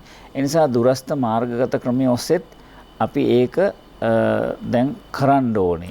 දැන් ඒක කරන්න ඔබතුමාලා දරුවෝ ටිකට ඉන්න කියලා තියෙන තාක්ෂණය භාවිතා කරලා ඔබතුමාලා මේ ඉගැන්වීම් කාර්ය සිදු කරාට ඉගැන්වීම් කාර්ය සිදු කරන ගුරුවරුන්ට ඔබතුමාලා ඒ දැනුවත් භාවය ලබා දීලා තියෙනවද? යම් පුහුණුවක් කර ලබා දීලා තියෙනවද? ඔව් ඇත්ත වශයෙන්ම කියනවා නම් මේ පාසල් පද්ධතියේ ඉන්න ගුරුවරු ගොඩාක් දෙනෙක් ඒ කියන්නේ 100ට මම හිතන්නේ විද්‍යාපීඨ වලින් ආපු ගුරුවරු තමයි බහුතරයක් ඉන්නේ. මේ විද්‍යාපීඨය කියලා කියන්නේ නේවාසික පුහුණුවක් දීලා ඉගැන්වීම් ක්‍රමාවලියක් දීලා අධ්‍යාපන මනෝවිද්‍යාව ඒ සියලුම දේවල් විනය ඒ සියලුම දේවල් උගන්වලා ළමයාගේ මානසික ග්‍රහණය කිරීම ළමයා කොහොමද හසුරුවන්නේ ඒ සියලුම දේවල් ඊට පස්සේ ප්‍රායෝගිකව ළමයින්ට දාලා හැබැයි දුරස්ත මාර්ගගත කියන එක කරලා තිබුණේ නෑ මීට පෙර. නමුත් දැන් අපි 2020 මාර්තු මාසයේ සිට සෑහෙන දුරට අපි මේකට අනුගත වෙලා තියෙන්නේ. අනුගත වෙලා තියෙන හරියට අකමැත්තෙන් හරි අනුගත වෙන්න වෙලා තියෙනවා. වෙන්න වෙලා තියෙන්නේ. දැන් අනුගත කිරීම වෙනුවෙන් ඔබතුමාලා නිශ්චිත වැඩපිළිවෙලක් තියෙනවද? අඩුම ගානේ ගුරුවරුන් ටිකවත් අපි හැඩගස්සනවා කණ්ඩායම් හරි ගෙනලා පුහුණු කිරීමක් ඔබතුමාලා සූදානම්ක් තියෙනවා. ඇත්ත වශයෙන්ම ඒක නිසා තමයි සෞභාග්‍ය දැක්මේ එක මේ කැබිනට් සහ අධ්‍යාපන ජනාධිපති කාර්ය සාධක බලකායක් දාලා ඒකේ 2021 පළමුම කාර්යය තමයි මේ අධ්‍යාපන හා සැමැදි සියලුම අමාත්‍යාංශ ටික එක තැනකට ගොනු කරලා ඒක යටතේ තියෙනවා විවෘත විශ්වවිද්‍යාල දුරස්ත මාර්ගගත සහ අධ්‍යාපන ප්‍රතිසංස්කරණ. එතකොට ජාතික අධ්‍යාපන ආයතනය තියෙනවා. මේ ආයතන දෙක එක්කහුවෙලා මේ කාර්යය කරනවා. ගුරු කණ්ඩායම් ගෙනහැල්ලා. අනිත් කාරණාව දැන් ඔබතුමාලා මේ වෙලාවේ දරුවන්ට මාර්ගගත ක්‍රමයට අධ්‍යාපනය ලබා දෙන ගමන් පාසල් පාදක කරගත්ත ඇගීම් කාර්යයත් ඔබතුමා සඳහන් කරන සිද්ධ කරන්න ඕන කියලා. පාසල් වලින් පළවෙනි කාර්තුව දෙවෙනි කාර්තුව තුන්වෙනි කාර්තුව තුල සිද්ධ කරන මේ ඇගීම් කොහොමද ලේකම්තුමා මේ වෙලාව ඔබතුමා සූදානම් කරලා තියෙන? දැන් ඔබ ගත්තොත් එහෙම මම බොහෝ වෙලාවට මේ අධ්‍යාපනය පිළිබඳව අපි මේ වැඩසටහනට එනවා කියලා මේ වගේ ප්‍රශ්න අහනවානේ. එතකොට ඒ ප්‍රශ්න ඇහුවා මේ අපේ ගුරුවරු ගොඩාක් නිර්මාණශීලී. ඇත්තටම කියන්නේ නිර්මාණශීලී. දැන් මට මතකයි මයුර කියලා මේ මම ඔබගේ වැඩසටහනකට ඇවිල්ලා ගියා. අර තමස වැඩසටහන මේ මරදානේ ඉන්නේ.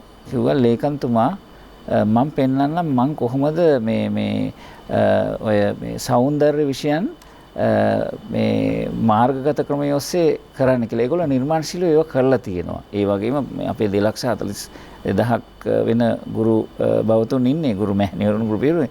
ඒගොල්ලෝ ඇත්තටම හරි ආසාවෙන් මේක කරන්නේ. දැන් ඒක සාධාරණයි ඔබතුමා සඳහන් කරන මේ සෞන්දර්ය විෂයන් සම්බන්ධ තාක්ෂණික විෂයන් සම්බන්ධයෙන් ගැටලුවක් තියෙනවානේ.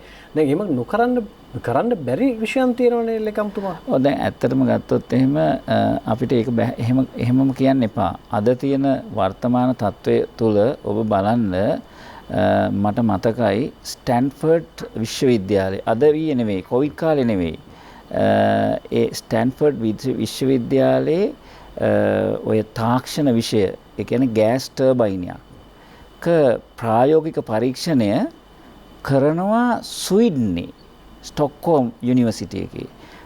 අපේ ශිෂ්‍යයෙක් ගිහිල්ලා හිටලා ඒ ක්‍රමයේම මොරටු විශ්වවිද්‍යාලයේ දරුවන්ටත් දුන්නා. ඒ කියන්නේ අර ගෑස් ටර්බයින් එකේ කරන ප්‍රායෝගික පරීක්ෂණය තියෙනවනේ.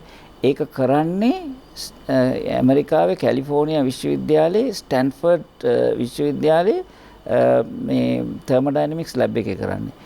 ඒකම අපේ ළමයි කරා මොරටු විශ්වවිද්‍යාලය. දැන් විශ්වවිද්‍යාල පද්ධතිය එනකොට දරුවට ග්‍රහණය කර ගැනීම සහ අවධානය සාධාරණයි ඔබතුමාගේ. හැබැයි පාසල් පද්ධතිය තුල ඉන්න මූලික සංකල්ප ටික දාන ළමයෙකුට මේ විද්‍යාගාරයක් ඇතුලේ කරන පර්යේෂණයක් ප්‍රායෝගිකවත් විඳින්න නැතුව ඒ භාවිතාව වෙනුවෙන් ගෙදරත් පහසුකමක් නැතුව කොහොමද මේ ප්‍රායෝගික කාර්යය සිදු කරන්න කියලා කෙනෙක් ප්‍රශ්න කරන්න පුළුවන්. අපි කියමු දැන් මෙහෙම එකක්. හන්නේ. දැන් අපි කියමු අයඩින් යොදලා ඒ යම්කිසි පරීක්ෂණයක් කරනවා කියලා. ඇයි අපිට මේ ඇයි නෙමෙයි මේක ඇත්තටම YouTube එකේ තියෙනවා. මේවා හදලා තියෙනවා අපේ ගුරුවරු. මේ විද්‍යා පොතේ තියෙන පරීක්ෂණය ඔබ විද්‍යාවනේ. කෘෂි විද්‍යාවනේ. බලන්න මේවා ඇත්තටම රූපරාමු හදලා ඒ වර්ණක යොදලා ඒ සිමුලේෂන් ගොඩක් හදලා තියෙනවා. ඒවට මෘදුකාංක පවා අපේ මේ ගුරුවරු හදලා තියෙනවා. ඉතා දක්ෂයි. ඒ නිසා අපි ටික ටික ඒවා හදාලා තීච්චේව දැන් එක්කහු කරගෙන ඒගොල්ලෝ දැන් භාවිතයට කරනවා ඉතා ආඩම්බරයෙන්.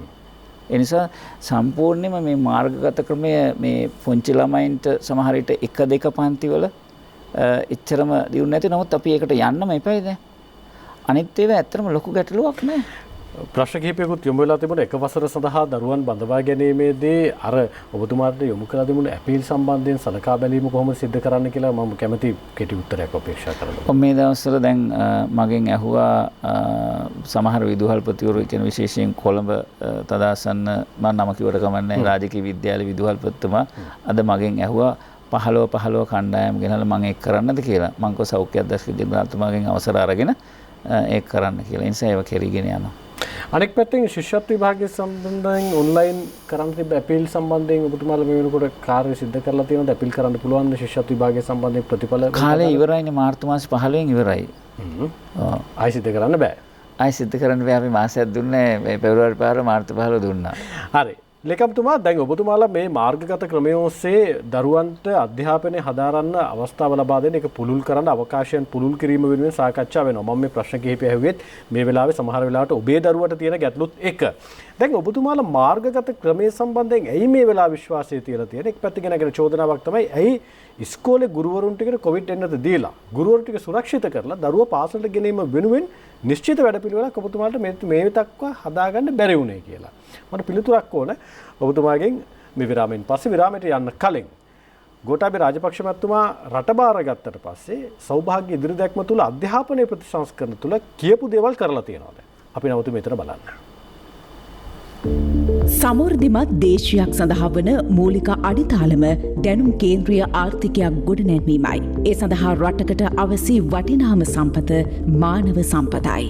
නිරෝගී ඵලදායී පුද්ගලයෙක් සහ සතුටින් ජීවත් වන පවුලක් තුළින් එබඳු වටිනා මානව සම්පත් දේශයට දායාද කරවීමේ උදාරතර වගකීම පැවරී ඇත්තේ අධ්‍යාපන අමාත්‍යාංශයටයි.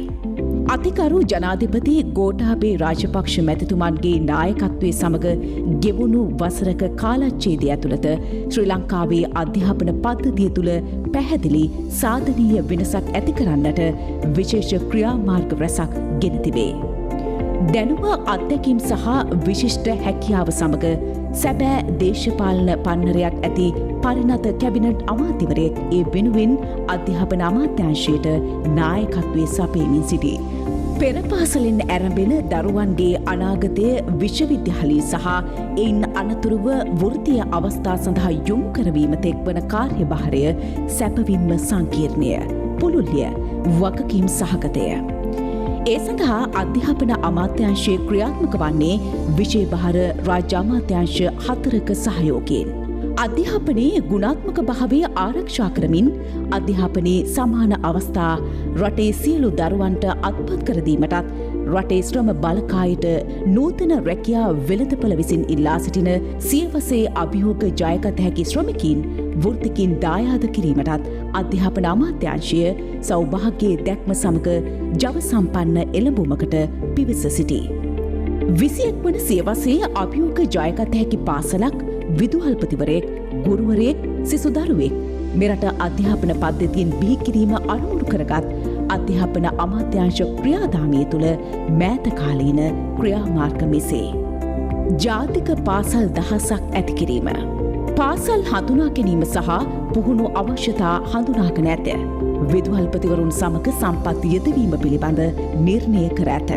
ජාතික අධ්‍යාපන විද්‍යාපීඨ ඩිප්ලෝමාව වෙනුවට අධ්‍යාපනවේදී උපාධිය ලබාදීම රටේ අධ්‍යාපන පද්ධතියට වැඩිම ගුරුවරු පිරිසක් දායක කරන ජාතික අධ්‍යාපන විද්‍යාපීඨවල පාඨමාලාවන්හි ගුණාත්මක බව වැඩි දියුණු කරමින් මෙතෙක් ලබා දෙන ඩිප්ලෝමාව වෙනුවට අධ්‍යාපනවේදී උපාධිය ගුරුවරුන් වෙත ලබාදීම වෙනුවෙන් පියවරගෙන ඇත. ආයතනික ව්‍යුහය විෂයමාලා සකස් කිරීම සහ පුහුණු කටයුතු හඳුනා ගැනීම සිදු කර ඇත. කාර්යක්ෂම හා ඵලදායී ආයතනික ව්‍යුහයක් පිහිටවීම වෙනුවෙන් ජාතික අධ්‍යාපන විද්‍යාපීඨ පනත සංශෝධනයට පියවරගෙන ඇත. පාසල් විෂයමාලාව ප්‍රතිසංස්කරණය 2022 දී නව විෂයමාලා නියාමන වැඩසටහන් ආරම්භ කිරීමටත් 2022 වර්ෂයේ ඇතුළත අඛණ්ඩ සේවාස්ථ ගුරු පුහුණු සඳහා ඉඩ ප්‍රස්ථා සැලසීමටත් නව විෂයමාලා ආරම්භ කිරීමට පෙර ඒ සම්බන්ධ වන සියලු ගුරු පුහුණු කටයුතු අවසන් කිරීමට පියවරගෙන ඇත. ජාතික සංවර්ධනය සඳහා වන ජාතික අධ්‍යාපන ප්‍රතිපත්තියක් සකස් කිරීම අධ්‍යාපන කාර්යසාධන බලකා වාර්තා අනුකූලව මේ සඳහා දැනටමත් විධිමත් කමිටුවක් පිහිටුවා ඇත. අධ්‍යාපන ප්‍රතිපත්ති ඵලදායී ලෙස ක්‍රියාවෙහි යෙදවීම අධීක්ෂණය සහ ඒ සඳහා ඇගයුම් පද්ධතියක් සංවර්ධනය කිරීමට අපේක්ෂිතයි. ගුරුගෙදර අධ්‍යාපන නාලිකාව ජාතික රූපවාහිනී සංස්ථාව සමග එක්ව ජාතික අධ්‍යාපන ආයතනය සම්බන්ධ වෙමින් නිවසේ සිටින දරුවන්ට රූපවාහිනිය හරහා ඉගෙනුම් කටයුතු සිදු කිරීම වෙනුවෙන් සිංහල සහ දමිළ මාධ්‍ය දෙකෙන් ඉගෙනුම් වැඩසටහන් ලෙස ක්‍රියාවට නංවා ඇත. මේ වන විට වැඩසටහන් 2500කට ආසන්න සංඛ්‍යාවක් පටිගත කර අවසන් කර ඇත. මාර්ගගත ක්‍රමයට අධ්‍යාපනය ඉගෙනුම් කළමනාකරන පද්ධති මගින් ඉගෙනුම් කටයුතු සිදු කිරීම සඳහා දරුවන් සම්බන්ධ කර ගැනීමට කටයුතු යොදා ඇත. ඔන්ලයින් පහසුකම් නොමැති දරුවන් වෙනුවෙන් මුද්‍රිත ඉගෙනුම් කට්ටල නිකුත් කර ඇත. විභාග පද්ධතියේ නවීකරණය මාර්ගගත ක්‍රමයට ප්‍රතිඵල තහවුරු කර ගැනීමේ අවස්ථාව, මාර්ගගත ක්‍රමයට විභාග සඳහා අයතුම් කිරීමට අවස්ථාව, මාර්ගගත ක්‍රමයට ප්‍රතිඵල ලේඛන ලබා ගැනීමට පළාත් කලාප සහ විදුහල්පතිවරුන්ට අවස්ථාව, කොවිඩ් අභියෝගය හමුවේ සෞඛ්‍ය ආරක්ෂක හා ප්‍රවාහන අංශවල පූර්ණ දායකත්වයේද සහිතව 2020 උසස් පෙළ විභාගයේ සහ පහ ශ්‍රේණී ශිෂ්‍යත්ව විභාගය සාර්ථකව පැවැත්වීම. ක්‍රීඩා පාසල් සංවර්ධනය. ක්‍රියාශීලී දරුවන් පාසල් පද්ධතින් බිහිකිරීමත් විශිෂ්ට ක්‍රීඩා දක්ෂතා සහිත දරුවන් දිරිගැන්වීමත් ඉලක්ක කරගනිමින් දිස්ත්‍රික් මට්ටමින් පවත්නා ක්‍රීඩා පාසල් සංවර්ධනයට පියවරගෙන ඇත. ක්‍රීඩා පාසල් පනත අලුත් කිරීමටත් ක්‍රීඩා පාසල් සඳහා පැවති චක්‍රලේඛය සංශෝධනයටත් පියවරගෙන ඇත. එක් පළාත්වල ක්‍රීඩා පාසල් සඳහා පවත්නා ප්‍රමුඛ අවශ්‍යතා හඳුනා ගැනීමටත් ඒ අනුව අවශ්‍ය යටිතල පහසුකම් හා මානව සම්පත් ලබා දීමටත් කටයුතු සැලසුම් කර ඇත. 2020 වර්ෂයේදී විශ්වවිද්‍යාල සඳහා ඇතුළත් කර ගන්නා සෙසුන් සංඛ්‍යාව දසදහසකින් වැඩි කිරීම. උපාධි පාඨමාලා යාවත් කාලීන කිරීම හා නවීකරණය කිරීම සඳහා පියවර ගැනීම. දේවාසිකාකාර යටිතල පහසුකම් සහ අනෙකුත් සංවර්ධන අවශ්‍යතා හඳුනා ගැනීම. අධ්‍යාපනය දරුවන්ගේ අයිතියකි. දරුවන්ට අධ්‍යාපනයේ ප්‍රතිලාභ අත්පත් කරදීමේ ජාතික වගකීම තවදුරටත් හඳුනා ගනිමින් නිවැරදි තීන්දුව తీරන හා ප්‍රතිපත්තිමය ක්‍රියාමාර්ග ගනිමින් ඵලදායී මානව සම්පත් අනාගත වැඩලෝකයට උරුම කරදීමේ ජාතික පරිශ්‍රයට අවසි ඉදිරි ක්‍රියාමාර්ග වෙනුවෙන් අධ්‍යාපන අමාත්‍යාංශය නිරන්තර සූදානමින් සිටී.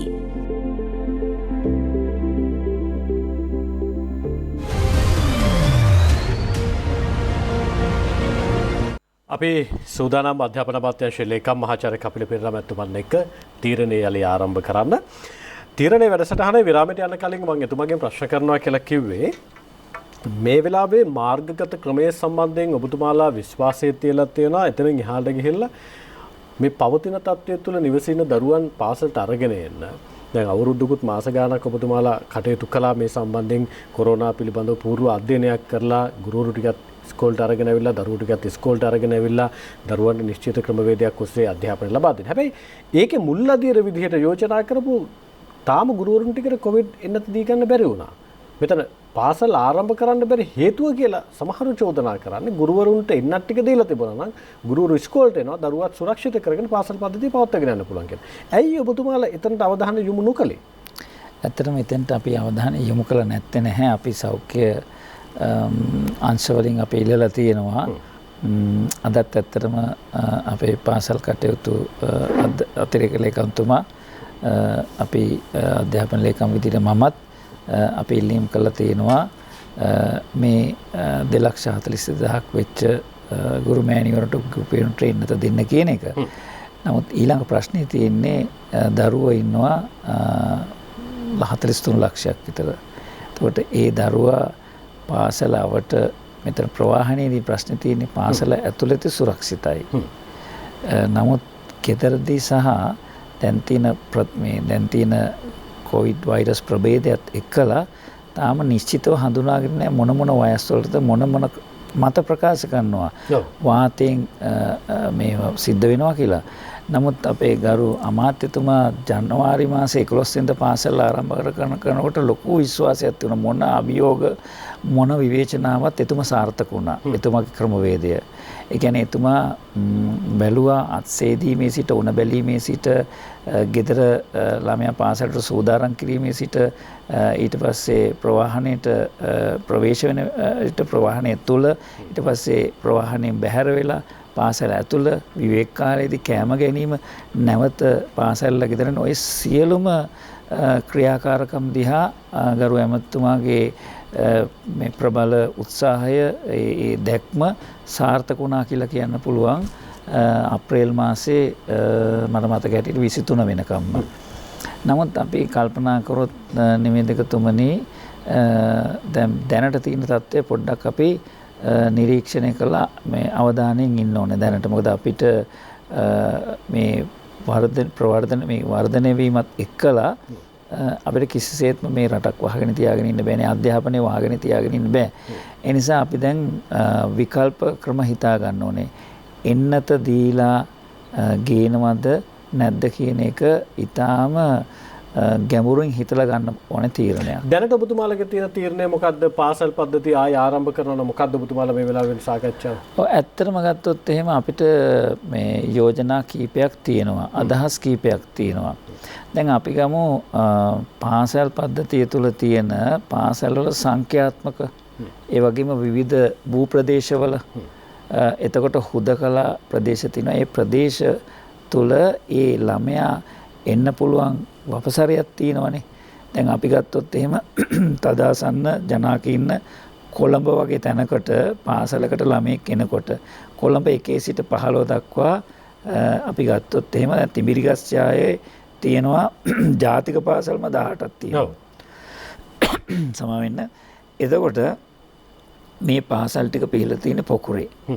එතන මේ හැම පාසලකට එන හැම ළමයෙක්ම හැම ශ්‍රේණියකටම ඉන්න හැම ළමයෙක්ම එන්නේ ඇවිදගෙන කිලෝමීටර් 2ක් දුරින් නම් ආරක්ෂිතව ගෙන්න ගන්න පුළුවන්. නමුත් යථාර්ථය ඒක නෙමෙයිනේ. යථාර්ථය ඒක නෙමෙයි. ගොඩක් අය එන්නේ මේ දුර බැහැර ඉඳලා. අන්න එතන තමයි අපිට ගැටලුව තියෙන්නේ. ඒ කියන්නේ දැන් ඔබතුමාලා යම් නියාමනයක් කරන්න ලෑස්තිකමක් තියෙනවා, සූදානමක් තියෙනවා. මේ තියෙන තත්ත්වයේ දීර්ඝ කාලයක් පැවතුනොත් මොකද්ද කරන්න කියලා. ඔය ඇත්ත වශයෙන්ම අපිට හොඳම තියෙන විකල්පය තමයි තමාගේ ගෙදර ළඟම තියෙන පාසලට. ඔබට මතක ඇති අපස උසස් පෙළ අපි කරනකොට ගම්පහ දිස්ත්‍රික්කයේ පොලිස් බලපදේශ 19ක් හුදකලා කරා. ශනිකව බදාදා තීරණයක් ගත්තා. ඒ වෙලාවේ අමතර විභාග මධ්‍යස්ථාන 12ක් තියලා කොළඹට එන සියලුම ළමයින්ට ඒ ගම්පහෙන් බැහැර වෙන සියලුම ළමයින්ට මේ විභාග මධ්‍යස්ථාන 12 ඕනම තැනකට ගිහලා වාඩි වෙන්න පුළුවන්. හැබැයි කලින් දැනුම් දීමක් නොතිබුණත් අපි සූදානම් කරලා තිබුණේ සංඛ්‍යාත්මකව අපි එතනින් බැහැරව එන ළමයින්ගේ අපේක්ෂකයන්ගේ අරගෙන. එතකොට ඒක සාර්ථක වුණානේ. දැන් අපිට පුළුවන්කමක් තියෙනවා නම් තමාගේ ගේ ළඟ තියෙන පාසලට එහි ඉඩ පහසුකම් තියෙනවා නම් සියලුම දරුවෝ එකවර නෙවෙයි. විශේෂයෙන් ගත්තොත් මේ ප්‍රාථමික පන්තිවල 1 2 ශ්‍රේණි වගේ එක දවසක් හෝ පාසලට ගෙන්න ගන්න පුළුවන් නම් පයින් ගෙනල්ලා මං හිතන්නේ ඒක හොඳ යෝජනාවක්, හොඳ සාර්ථකත්වයක් අපිට අත්අඩංගුව වෙනවක් කරන්න පුළුවන් හොඳ පරිශ්‍රණයක්. දැනට ඔබතුමාලගේ සම්බන්ධ සාකච්ඡාවක් සිද්ධ වෙනවද ලේකම්තු? ඇත්තටම අපි ඔබට මතක ඇති මහනුවර දිස්ත්‍රික්කයේ එහෙම නැත්නම් මධ්‍යම පළාතේ මේක කරා. මධ්‍යම පළාතේ මේක කළා. සාර්ථකයිද? ඇත්තටම සාර්ථක වුණා. ගොඩක් ඉල්ලීමක් තිබුණා. ඒක පොඩ්ඩක් ව්‍යාප්ත වුණා අනිත් ප්‍රදේශවලට. ඊට පස්සේ අපි ජනවාරි 11 පාසල් ටික අරගත්තනේ. බස්නාහිර පළාතේ අපසාමාන්‍ය පෙළ පාසල් 907 ඇරෙන්න. ඒ නිසා මං හිතන්නේ අපි අර කොවිඩ් එන්නත සහ අනිත් ප්‍රතිශක්තිකරණ ඒවත් එක්ක විශ්වාසය තබලා අපි බලමු. දැන් අපි ගත්තොත් එහෙම සමස්ත පාසලක ඉන්න දරුවෝ සංඛ්‍යාව 500 දක්වා තියෙන පාසල් තියෙනවා. හරි අඩක් 10160 පයින් 5119ක් තියෙනවා. ළමයි 100ට අඩු පාසල් තියෙනවා 3000කට ආසන්න ප්‍රමාණයක්. ළමයි 50ට අඩු පාසල් තියෙනවා 1468ක්. එතකොට අපිට මේ විදිහට කල්පනා කරලා බලලා හැම දිනාටම පුළුවන් තරම් සර්වසාධාරණ වෙන විදිහටම කරන්න බැරි වෙයි. නමුත් අපි බලමු අපි කියමු කොළඹ ඊටාම ප්‍රසිද්ධ පාසලකට යනවා ළමයි 8000ක් කියලා. මේ 8000 එක එක ශ්‍රේණිවල කොහෙද ඉන්නේ කියලා අපිට බලන්න පුළුවන් නේ. අපි ළඟ ඇඩ්‍රස් තියෙනවා, සහයෝගය දෙන්න පුළුවන්. අපි එක්කව වෙලා අපි කල්පනා කරනවා සතියකට එක දවසක් අපි ඒ 8000ක් ඉන්න මේ පාසලක අපි කියමු එකේ පන්තිය විතරක් එක දවසකට ගෙන්න ගන්නවා. අඩුම ගානේ සතියකට එක දවසක්වත්. මම මේ කල්පනා ඔබ ශනිකව ප්‍රශ්නෙට මම කල්පනා කරේ මොකද්ද දෙන උත්තරේ කියලා.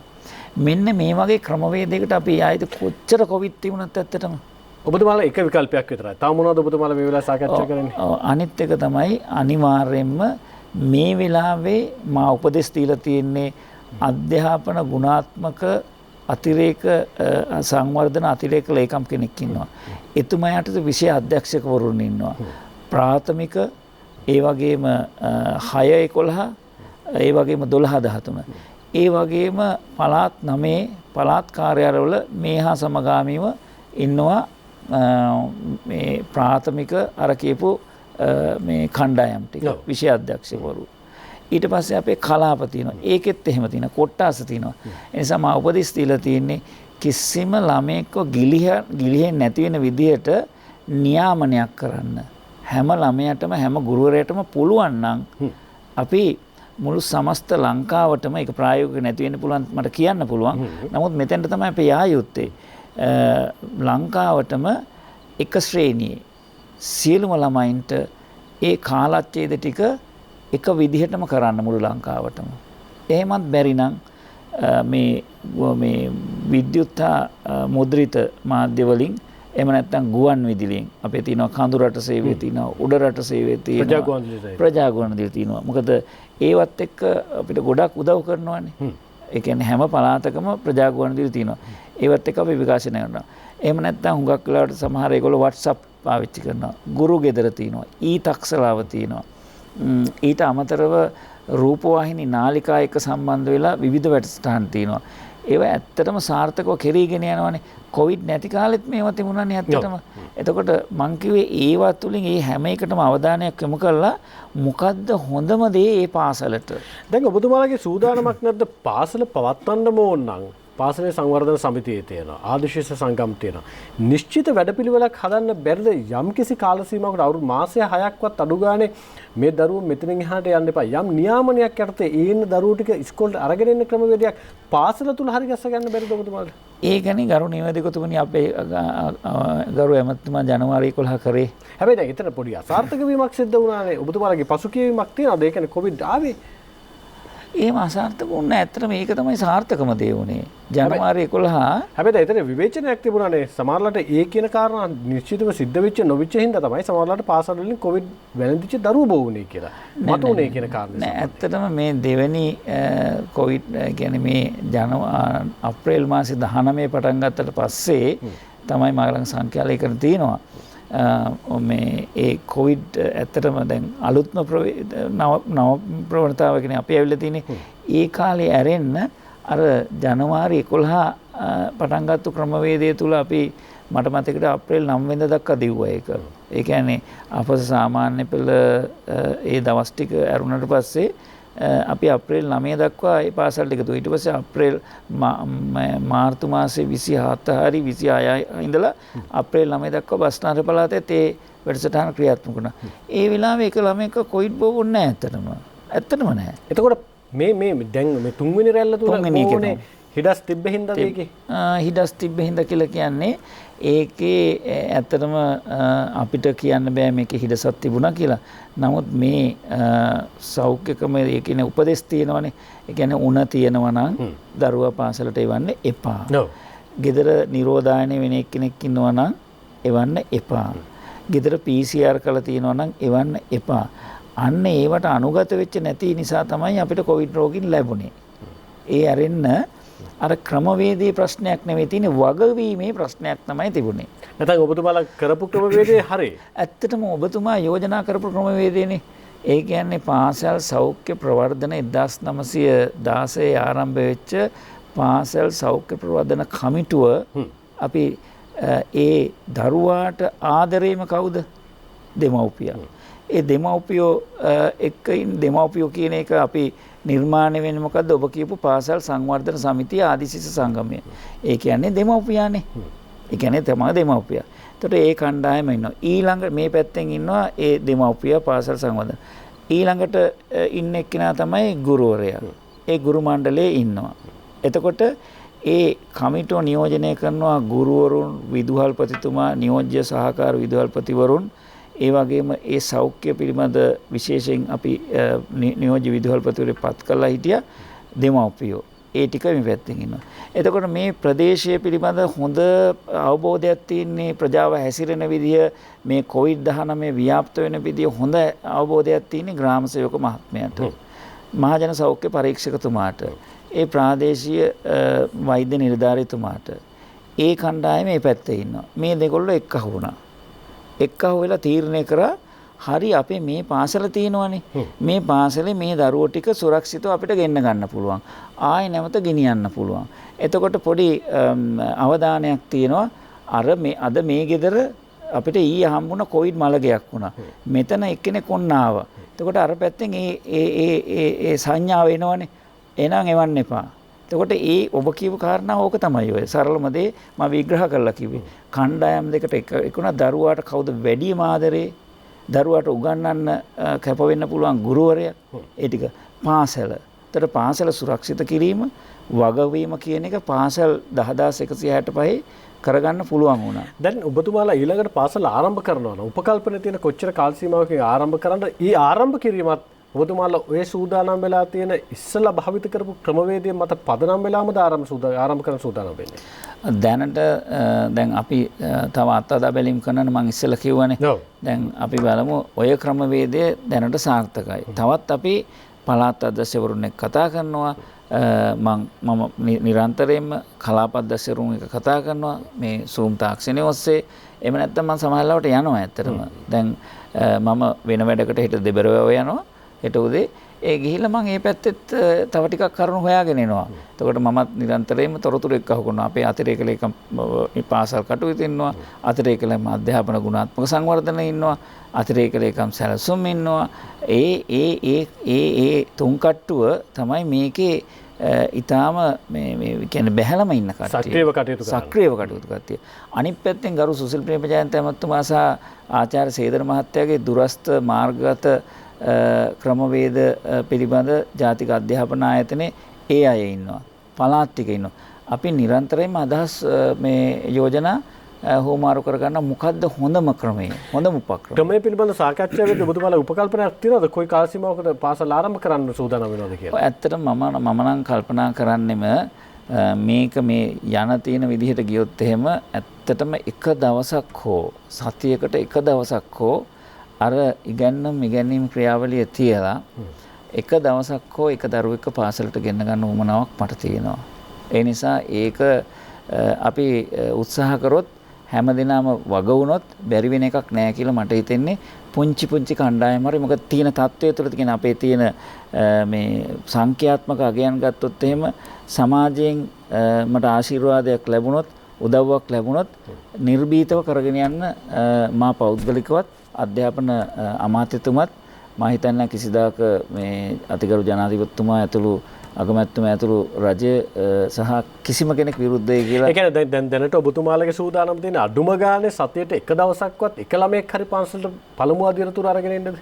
ඔව් ඇත්තටම එහෙම කරන්න ඕනේ අදියර වශයෙන් ගේන්න ඕනේ. මොකද එකපාරට එතකොට ඔබතුමාලා කලින් තිබ්බ පාසල්වල පහේ ශිෂ්‍යත්වයට මුහුණ දෙන දරුවන්ගේ අප සාමාන්‍ය පෙළ විභාගයට මුහුණ දෙන දරුවන්ගේ ඊට පස්සේ උසස් පෙළ විභාගයට මුහුණ දෙන දරුවන්ගේ පාසල් කටයුතු අඛණ්ඩව සිද්ධ කරගෙන අමතර පන්ති වල ආයේ එහෙම ගේන්න සූදානම් නැත්නම් සමස්ත පාසල් පද්ධතිය තුල ඉන්න දරුවෝ එක දවසක හරි ඉස්කෝලේට ගෙන්න ලෑස්ති වෙන්නේ. නෑ ඇත්තටම අපි ප්‍රමුඛතාවය දෙන්න ඕනේ ඔබ කියපු කණ්ඩායම් වලට ප්‍රමුඛතාවය දෙන්න ඕනේ. අපි කියමු පහේ ශිෂ්‍යත්වයේ තියෙන්නේ අනිවාර්යයෙන්ම ඔක්තෝබර් 7 3 නම් එක වෙනස් කරන්නේම නෑ කියලා එමුකෝ. වෙනස් එක දවසයිනේ තියෙන්නේ. එතකොට ඒ දරුවන් ගැන ප්‍රමුඛතාවය දෙනවා. ඊට පස්සේ අපස උසස් පෙළ දරුවෝ ඉන්නවනේ. ඇත්තටම අපස උසස් පෙළ දරුවෝ ආවේ නෑනේ මේ පාසල් වලට ප්‍රතිඵල වෙන්න තියෙනවා. නෑ පාසල් වලට ආවේ නෑ. දැන් අපි අවස්ථාව දුන්නානේ. ඒගොල්ලෝ ආවේ නෑනේ. ඉතින් 12 14 ආවේ නෑ. ඉතින් ඒක ප්‍රශ්නයක් නෙමෙයි. මම ඇත්තටම කල්පනා කරා මොකද හේතුව කියන එක සමහරට බය වෙන්න පුළුවන්. ඒ නිසා අපි පාසලෙන් පිළිබඳව සම්පූර්ණ විශ්වාසය තියෙන දරුවා පාසලට ගෙන්වා ගැනීම සඳහා පාසල විවෘත කර තැබීමේ ගුරුවරයා සූදානම් කිරීමේ වගකීම තියෙන්නේ අධ්‍යාපන අමාත්‍යාංශයට. ඒක ඔබ සියලු දෙනා ව්‍යවස්ථාවෙන් අපිට දීලා තියෙන්නේ. අපි කිසිසේත්ම ඒ වගකීම පැහැර හරින්න නරකයි. ඒකි හැම අවස්ථාවකම මේ කාර්යය අපේ දේවකාර්ය විදියට කරන්න ඕනේ. ඒ නිසා අපි උපරිම උත්සාහ කරනවා මම ඔබට කිව්වා වගේ මොන ක්‍රමයෙන් හෝ දරුවාට මුහුණට අධ්‍යාපනයක් අවශ්‍ය පාසල් පාදක අගීම හරි කරන්න පාසලට ගෙන්වා ගන්න. විවේචන වලින් ඉගෙන ගන්නවා මම. දැන් ඔබතුමාලගේ සූදානම තියෙන්නේ අර මම ඉස්සෙල්ලා අහපු ප්‍රශ්නෙට මට හරියටම උත්තරයක් ඔබතුමාගෙන් ලැබුණා. දැන් ගුරුවරු ටිකට ඔබතුමාලා මේ වෙලාවේ ඉල්ලලා තියෙනවද අඩුම ගන්න කොවිඩ් එන්නත හරිය ගුරුවරු ටිකට සමස්ත පාසල් පද්ධතිය තුළ ඉන්න ගුරුවරුන්ට ලබා දෙන්න කියලා? ඇත්තටම ගත්තොත් එහෙම ගරුණීය වේදිකතුමුනි ගුරු මෑණිවරුන් ගුරු පියවරුන් කියලා කියන සංඛ්‍යාත්මකව ගත්තොත් එහෙම 2,42,2,50,000 කියලා කියමුකෝ. විදුහල්පතිවරු ඒ ආකාර මණ්ඩලය අපි කියමු 20000ක් 10000 වගේ තියෙන්නේ. ඒ එච්චරයි කියලා කියමුකෝ. අනත් දෙන කාර්ය මණ්ඩලයත් ඒ වගේම ඉන්නවා අපි කියමු 25000ක් විතර. සමස්තයක් ගත්තොත් සම්පූර්ණ කණ්ඩායම කොච්චරක් ඉන්නවද ලේකම්තුමා?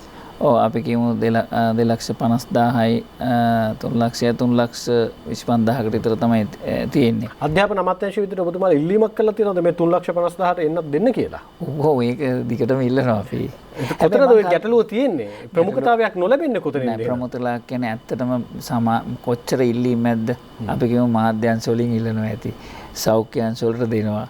තව ඇඟලුම් කර්මාන්තය ඉල්ලනවා ඇති ඔය කියලා. නමුත් දැන් සමස්ත වැඩපිළිවෙලක් අපිට පැහැදිලිව පේනවනේ රජයක් විදිහට දැන් මම දැක්කා අද ස්පොට්නික් එන්නත ලබා දෙන්න යනවා. ඊට පස්සේ චීනෙන් ගෙන එන්නත ලබා දෙන්න යනවා. ඒ නිසා ඇත්තටම මේ කියන කුලකය 3,00,000 කියමුකෝ මේ 4,00,000 කියන එක අර කුලකය තුල ඉන්නවන්නේ. දැනටමත් ගත්තොත් එහෙම එක එක වයස් කාණ්ඩ එක එක ප්‍රදේශ වලට ගිහලා දීලා තියෙනවනේ.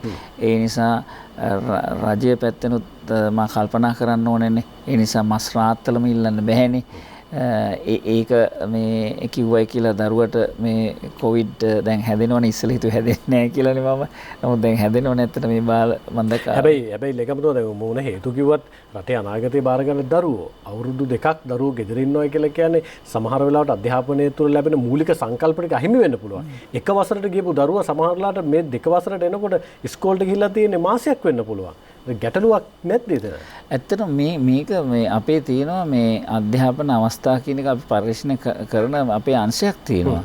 ඒකෙන් මේක හොයාගෙන තියෙනවා. ඒ කියන්නේ කොයිතරම් දුරට ගණිතමය සංඛ්‍යා පිළිබඳ සාක්ෂරතාවය 1 2 ශ්‍රේණිවල එකේ ඉඳලා දෙකට එන ළමයින්ගේ එක කියවීමේ සාක්ෂරතාවය කියන්නේ අකුරු හඳුනා ගැනීම ඒ දෙකම ඇත්තටම මේ අපේ පර්යේෂණ මගින් අධ්‍යාපන අමාත්‍යාංශය කළා තියෙන්නේ ඒවා. අපි දන්නවා එතන පසුබෑමක් තියෙනවා කියලා. ඒ නිසා තමයි මෙච්චර උනන්දු වෙන්නේ පාසලට කොච්චර මේ චෝදනාවත් ආරක්ෂිතව ළමයා පාසලට ගෙන්න ගන්න. ඒ ගෙන්න ගැනීම වෙනුවෙන් වෙන එන්නත් කරන්නේ ඔබතුමාලට දැන්ට දීලා තියෙන නිශ්චිත කාල සීමාවක් අපි අඩුම ගාන තව මාස 4කින්වත් 3කින්වත් 2කින්වත් ගුරුවරුන්ට එන්නත් ටික දෙනවා කියලා. මං හිතන්නේ එච්චර කල් යයි කියලා මේ රටේ තියෙන. ඔබතුමාලා වෙන සාකච්ඡාව අනුව සාමාන්‍යයෙන් කොච්චර කාල සීමාවකින් එන්නත් කරන්නේ ආරම්භ කරන්න පුළුවන් වෙන්නේ? දැන් ඇත්තටම ගත්තොත් එහෙම අපි අනුගත වෙන්න ඕනේ රජයේ සමස්ත එන්නත් ක්‍රියාවලියටනේ. දැන් අතිගරු ජනාධිපතිතුමා සහ COVID-19 නිවාරණ කාර්යසාධක බලකාය එතුමාගේ ප්‍රධානත්වයෙන් රැස් වෙනවනේ. ඒ රැස් වෙනකොට ඒගොල්ලෝ දැන් නිශ්චිතම තීරණයකට ඇවිල්ලා තියෙනවනේ එන්නත් කරන්නේ පිළිබඳ. ඒ නිසා මේ කියන මේ කුලකය එතෙන්ට අයිති විවිධ ප්‍රදේශවල මේ 3,50,000ම ඉන්නේ කොළඹ නෙමෙයිනේ. එතකොට මේගොල්ලෝ විසිරිලා ඉන්නේ. එතකොට ඒ ප්‍රදේශවලට එන්නත් කරනකොට මා විශ්වාස කරනවා සමස්ත එන්නත් කරන ක්‍රියාවලියට මේ කුලකයේ අයිති වෙයි. ඒ නිසා අපිට බලන්න පුළුවන් මේකේ ප්‍රගතිය මාසෙකින් දෙකකින් සමස්ත රටේ එන්නත් කරන ක්‍රියාවලිය තුළට මේ අය අනිවාර්යයෙන්ම අනුගත වෙනවා. එතකොට අපිට සතුටුදායක දැන් කෙනෙක් ප්‍රශ්න කරන්න පුළුවන් අධ්‍යාපන ලේකම්තුමා දැන් ඔබතුමාලගෙත් වගකීමක් එක් පැත්තක දැන් සමස්ත කුලකයේ එන්නත් කරන ක්‍රියාවලිය තුළ කෙනෙක් විදිහට ඔහු එන්නත් කරගන්නවට වැඩිය අධ්‍යාපන අමාත්‍යාංශයේ මැදිහත් වීම තුළ ඔවුන් එන්නත් කිරීම කරන්නට ඔබතුමාලා මැදිහත් නොවෙනවද කියන කාරණේ සම්බන්ධව. ඔව් මා පුන ඔබ අහනවා මාත් නෑ ඒක තමයි ඔබතුමාගේ නිශ්චිත උත්තරයක් ලැබෙන්නේ නැහැ. ඒ කියන්නේ ඔබතුමා එක තැනකද ඔබතුමාලා ඉල්ලීමක් කරලා නැද්ද? නැත්නම් කරපු ඉල්ලීම නොසලකා හරිලා තියෙනවද? නොසලකා හරින්නේ නැහනේ. ඒ කියන්නේ ඔබතුමාලා ඉල්ලීමක් කරලා තියෙනවා. ඉල්ලීමක් කරලා තියෙනවා. ප්‍රමුඛතාවයක් ලැබෙයි කියලා විශ්වාසයක් තියෙනවා. විශ්වාසයක් තියෙනවා. මොකද මේ රටේ ඕනම කෙනෙක් විශ්වාස කරනවා හැම දිනාටම ඉන්නේ දරුවෝ. අධ්‍යාපනයේ නොලද තැන තමයි අපි හැසිරෙන විදිය, අපේ රටේ සංවර්ධනය, අපේ රටේ මේ කියන්නේ ඒකට කියන පුරවැසියන්ගේ ගුණාත්මක භාවය, පුරවැසියෙක් තුලින් විද්‍යාමාන වෙන ගුණාගුණ ඒව බලන්නේ තමා නෙවෙයිනේ. ඔබ බලන්නේ මා කතා කරන විලාසය. ඒ සියලුම දේවල් මා තුලින් විද්‍යාමාන වෙන ඕන යම් දෙයක් මගේ රූපය නෙවෙයිනේ. ඔබ බලාපොරොත්තු වෙන්නේ මා මේ ප්‍රකාශ කරන ප්‍රකාශයේ යම් කිසි ගුණාත්මක අධ්‍යාපනයක් ලැබපු පුද්ගලයෙක්ද කියන එකනේ. ඒ මේ විශ්වාසය නිසාම තමයි අම්මලා තාත්තලා කන කර උගස් තියලා මේ නිදහස් අධ්‍යාපනයට මේ තරම් බරක් තියලා ආයෝජනයක් කරන බිලියන 376ක් මේ වසරේ බිලියන 176ක් පළාත් අධ්‍යාපනත් ඉතුරු බිලියන 180 ගාන මෙතෙන්ට දීලා ජාතික පාසල් දහමේ සියලුම දේවල් කරන්නේ අධ්‍යාපනයේ ආයෝජනය කියන එක ඒක ආයෝජනයක් නෙමෙයි ඇත්තටම. ඒක තමයි ඉතිරි කිරීම. ඒ නිසා මා හිතන්නේ නෑ අධ්‍යාපනයේට දෙවෙනි තැනක් කිසිසේත්ම නොදී ඉන්න කිසිම මේ ලෝකයක කිසිම රටක් නෑ කියන එක. මම ඔයක පුන පුන ඇහුවේ මේ වෙලාවේ වෙන සාකච්ඡාව තමයි දරුවෝ ටික පාසලට අරගෙන එන්න අධ්‍යාපන අමාත්‍යාංශයේ මැදිහත් වීමක් නැද්ද ගුරුවරුන්ට එන්නත් කරන්නේ කිරීමේ ක්‍රියාවලිය වෙනුවෙන් යොමු වෙන්න කියන කාරණේ සම්බන්ධයෙන් තියෙන ප්‍රශ්න කිරීම. එතනදී ඔබතුමාලෙක් පැත්තකින් ඉල්ලීමක් කරලා තියෙනවා රටේ පවතින තත්ත්වය අනුව ප්‍රමුඛතාවය ලබා දීම වෙනුවෙන් සාකච්ඡාවක් තියෙනවා. කෙසේ නමුත් සමස්ත එන්නත් කරන්නේ තුල අර මහ කුලකයට කුඩා කුලකයට විච ගුරුවරයාත් අන්තර්ගත වෙනවා කියන කාරණේ සම්බන්ධයෙන් ඔබතුමාලට විශ්වාසයක් තියෙනවා කියලා තමයි එතුමා සඳහන් කළේ. අපි සූදානම් මෙතනින් පස්සේ ජී.එල්. පීරිස් ඇමතුමා ගිය අවුරුද්දේ සඳහන් කළා මේ අවුරුද්දේ පාසල් අධ්‍යාපන ක්‍රමවේදයේ යලි ප්‍රතිසංස්කරණයකට යොමු කරන්න සූදානම් කියලා. ඒ සඳහා වන කමිටු පත් කිරීම, ඒ සඳහා වන පුද්ගල පත් කිරීම පහුගිය කාල සීමාව තුළ අපිට අහන්න දකින්න ලැබුණා. ඒ වගේ ප්‍රතිඵල මොනවද? සමහර මිනිස්සු නම් කියන්නේ සමහර ජනතාව කියන්නේ අතීත භාවිතාව තුළ අපි අත්විඳපු අත්දැකීම් සමහර වෙලාවට සමහර අය කියන දේවල් තුළ යලි ප්‍රතිනිර්මාණය වෙනවා කියලා. ජී.එල්. පීරිස් ඇමතුමා කියපු දේත් ඇත්තටම අර සමාජය තුළ කතා වෙන පුස්වෙඩිල්ලක්ද? එහෙම නැත්නම් ජීව උණ්ඩයක් බවට පත් කරන්න පරිවර්තනයක් වෙනකොට වෙලා තියෙනවා. අපි කතා කරමු මේ විරාමෙන් පස්සේ. Welcome to the future.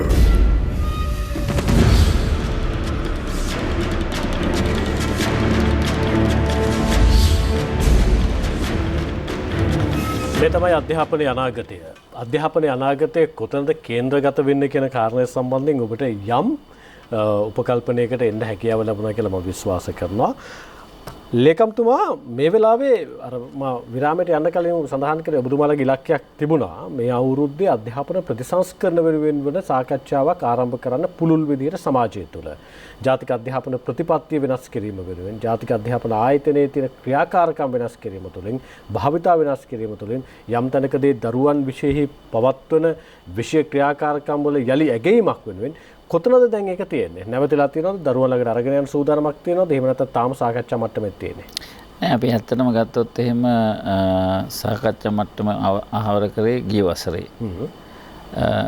ඒක මේ සාකච්ඡා මට්ටම කියලා කියන්නේ අතිගරු ජනාධිපතිතුමා බලයට පත්වීමෙන් පස්සේ කැබිනට් අනුමැතිය ලද කාර්යසාධක බලකායක් දැම්මා ආචාර්ය සීදර මහත්මයාගේ ප්‍රධානත්වයෙන් සාමාන්‍ය අධ්‍යාපනය. එතකොට තිබුණේ එක අධ්‍යාපන අමාත්‍යාංශයක් තිබුණා, උසස් අධ්‍යාපන අමාත්‍යාංශයක් තිබුණා, නිපුණතා සංවර්ධන අමාත්‍යාංශයක් තිබුණා, වෙන වෙනම තිබුණේ. ඒ අතරේ කොවිඩ් ආවට පස්සේ දැම්ම ජනාධිපති කාර්යසාධක මේ කියන්නේ බලකායක් දැම්ම අධ්‍යාපන ප්‍රතිසංස්කරණ සඳහා. එතකොට මේ වගේ වාර්තා සියලුම දේවල් ඇවිල්ලා ඒවා 2021 ප්‍රමුඛතාවයේ යටතේ ක්‍රියාත්මක කිරීම, ඊට පස්සේ දේශ මධ්‍යකාලීන, ඊට පස්සේ දීර්ඝකාලීන. එතකොට මේ සම්බන්ධයෙන් අතිගරු ජනාධිපතිතුමා මේ වාර්තා ඉදිරිපත් කරාට පස්සේ කිව්වේ මේ සියලුම දේවල් අධ්‍යාපන ප්‍රතිසංස්කරණ කියන්නේ මොනවද කියන එක අපි රාමුවක් ඉදිරිපත් කරාට මේ කාර්යසාධක බලකාවල මේ නිර්දේශ අනුව ඒ සියලුම දේවල් ඔබ වගේ මේ කැමරාව හසුරන අය මේ ආයතනයේ මාධ්‍ය ශාස්ත්‍රයේ වැඩ කරන අය මේ සියලුම දෙනා වෙනුවෙන් ප්‍රශස්ත ප්‍රබුද්ධ මානව සම්පතක් ඇති කිරීම සහ ගුණගරුක කියන්නේ ඊටම හොඳ යහපත් පුරවැසියන් බිහි කිරීම තුළින් රටක් සංවර්ධනය කිරීමේ අවසාන ඉලක්කය. ඒ සඳහා එක්කෙනාගේ බලාපොරොත්තු මොනවද?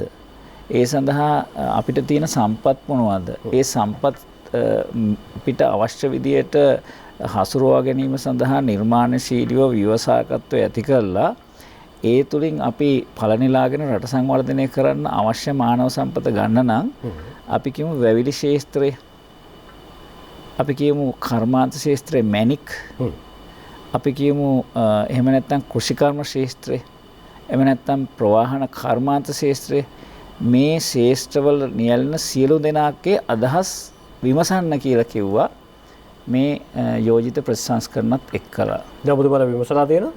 මේක විමසන්න පටන් ගත්තේ අධ්‍යාපන ප්‍රතිසංස්කරණ අමාත්‍යාංශය සහ අධ්‍යාපන අමාත්‍යාංශයේ ප්‍රතිපත්ති හා සැලසුම් සහ පර්යේෂණ ඒකකය ඒකාබද්ධ වෙලා තමයි මේ කටයුත්ත කරන්නේ. ඒ කරන ගමන්ම අපි පාසල් 1000ක් ජාතික පාසල් බවට පත් කිරීමේ ව්‍යාපෘතිය ඇත්තටම 29 වෙනිදා ආරම්භ කරන්න තිබුණේ. ආරම්භ කරන්න කියන රට හඳුන්වා දීම.